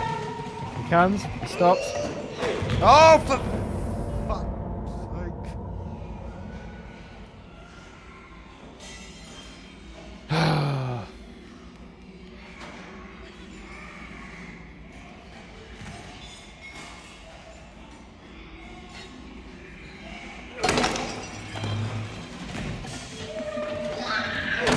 Yes! Come on. Yes! No, no, no, no!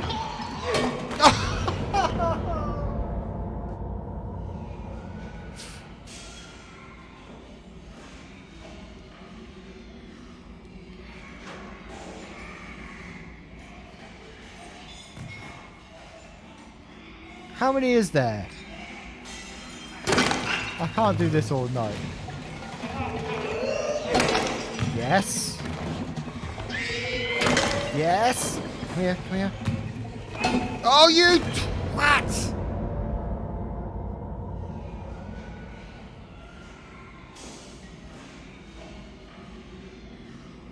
I think I can sort the first three out now, but...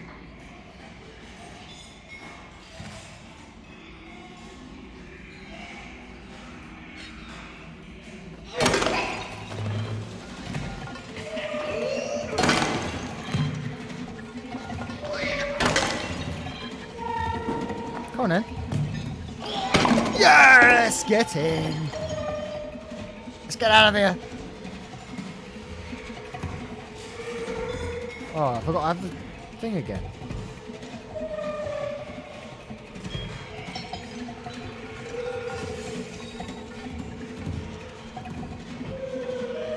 Oh, yeah, look at that. That's a bit suspicious.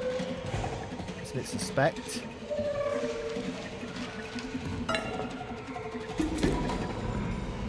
I'm one of them.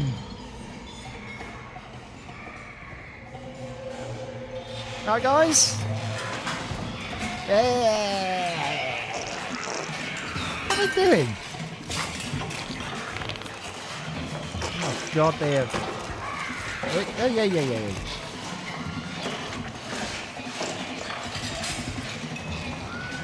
Hello.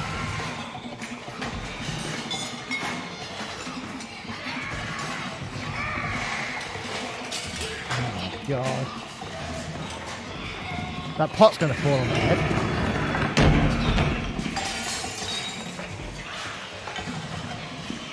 Just block my path. Can I push it? Okay, I can get there.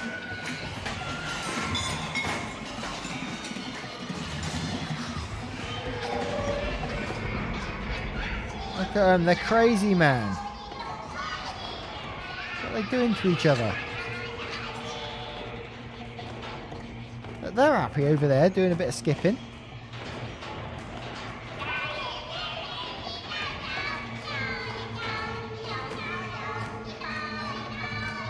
And these two are just kicking the shit out of each other.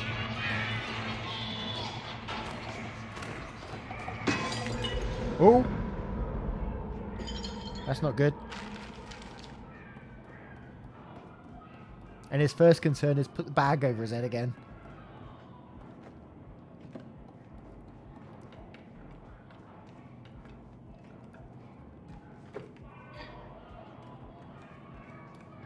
Crotch goblins. Oh, don't. Why did I pick that up for? Don't pick that up. That's going to get us in trouble. No! That weren't too bad in the end.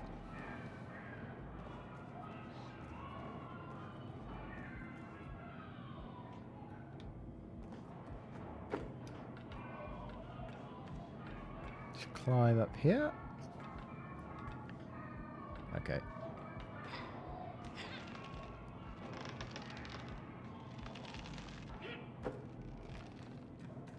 Don't knock anything off.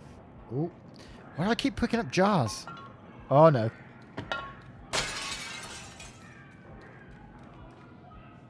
Random brain in a jar.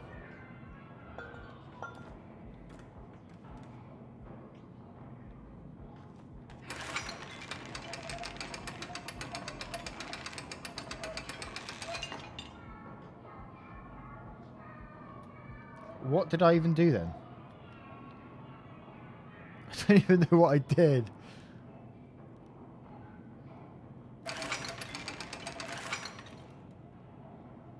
Oh, Jesus.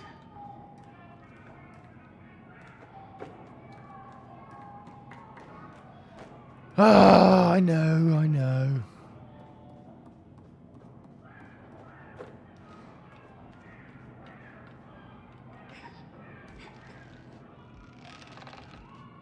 For Christ's sake. Should have known the brain was for something.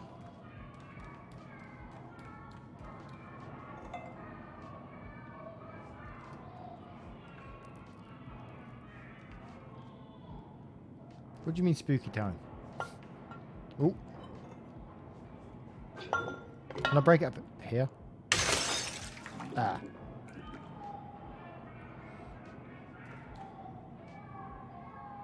I thought I might have to like put it on the hook or something for some reason.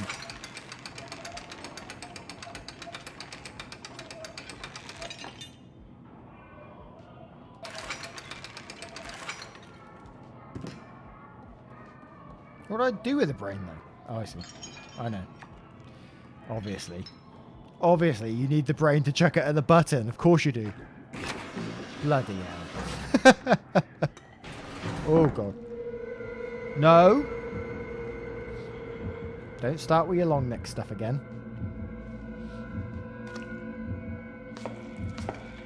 Even the way she moves is like terrifying, man.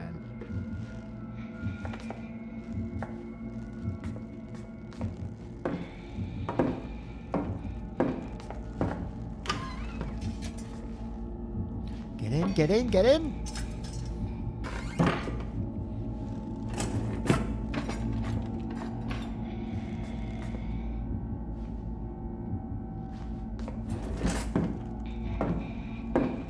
Eduardo, thank you so much for joining us. You legend. She ain't gonna come back through that door, is she?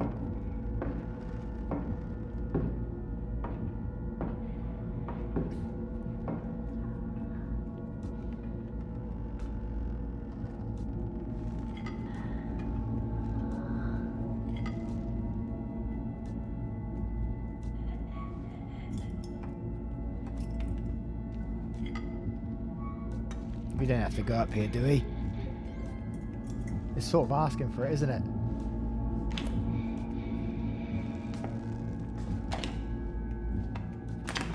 I don't want to do it. I don't want to do it!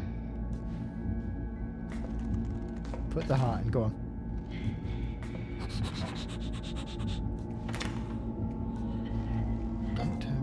Oh no, don't pick up that. Ah! No! Don't pick up that. Woo! No, no, no. Help, please.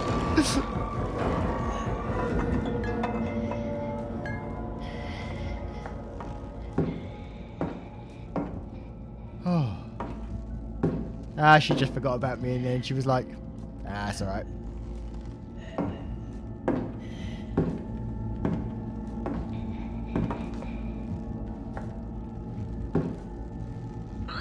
Oh, you...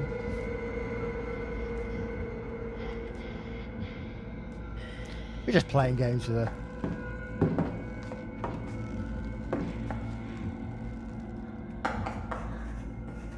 I mean, how long is she going to write on the board for? Oh, God.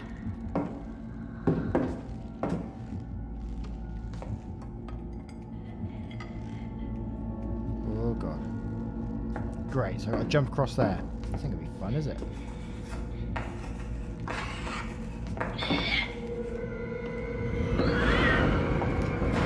Oh, my God. Ah!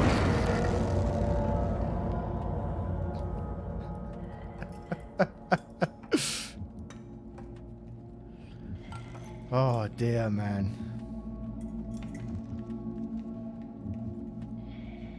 I really don't like this person. Terrifying.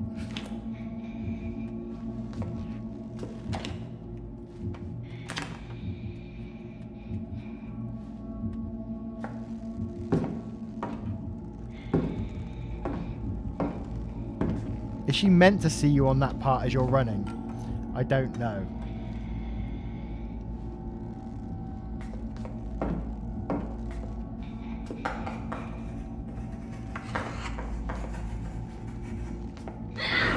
Oh God, no!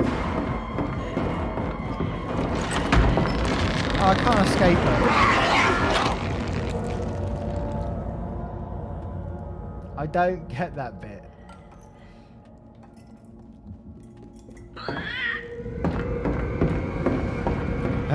Accept my fate.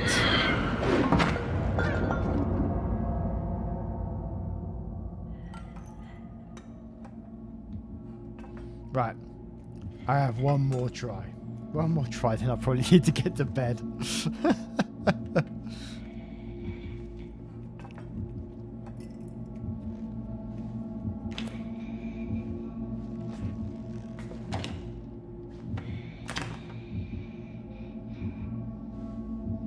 There's another jar with a brain in it?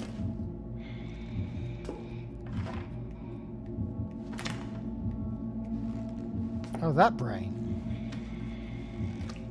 Really?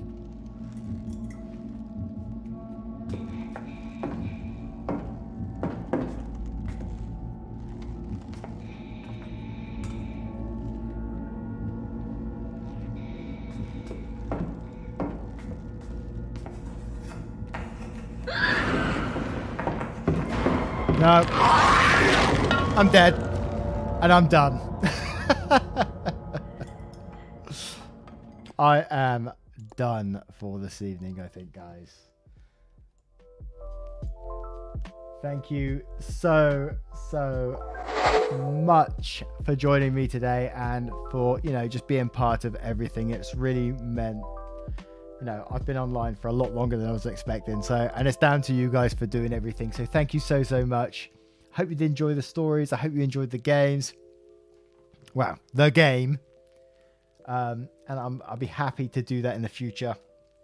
Probably a bit earlier next time, if possible. Quite like I was enjoying the horror vibe that we was going for just there. Maybe some more of that in the future as well.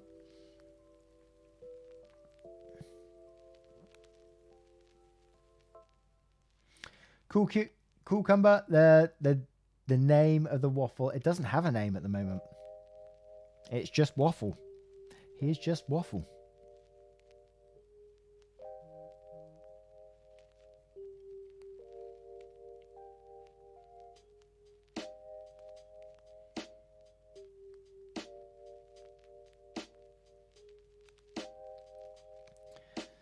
Hey Mimi, I'd love to get the rest of the game on the stream and play it with you guys as well. The only issue I have is, like, you know, the channel is made around narrations and stuff. And I'm not sure if people would be interested in watching games at the same time or at the end of streams as well. So it might have to turn into Twitch at some point, but you know, we'll see in the future and see how it goes. Or maybe just another YouTube channel that does streams. I don't know. We shall see. It's all in the future, but I'll make sure to keep you guys updated. And even if I do play the games solo, I'll make sure to record them so you guys can keep up to date as well, if that's what you want, of course.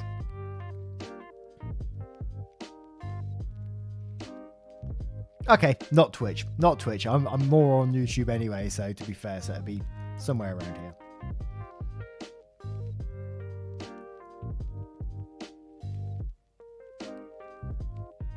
It definitely won't be tomorrow cool. I got too much to do tomorrow. I got too much to do next day. And I need to sort out this stream and cut it up and stuff like that, if that's what we're going to do. Thank you very much for your love, support, time, everything you've given to me tonight. It's been absolutely amazing. Thank you so much, and I will see you in the next one. Take care, guys. Much love.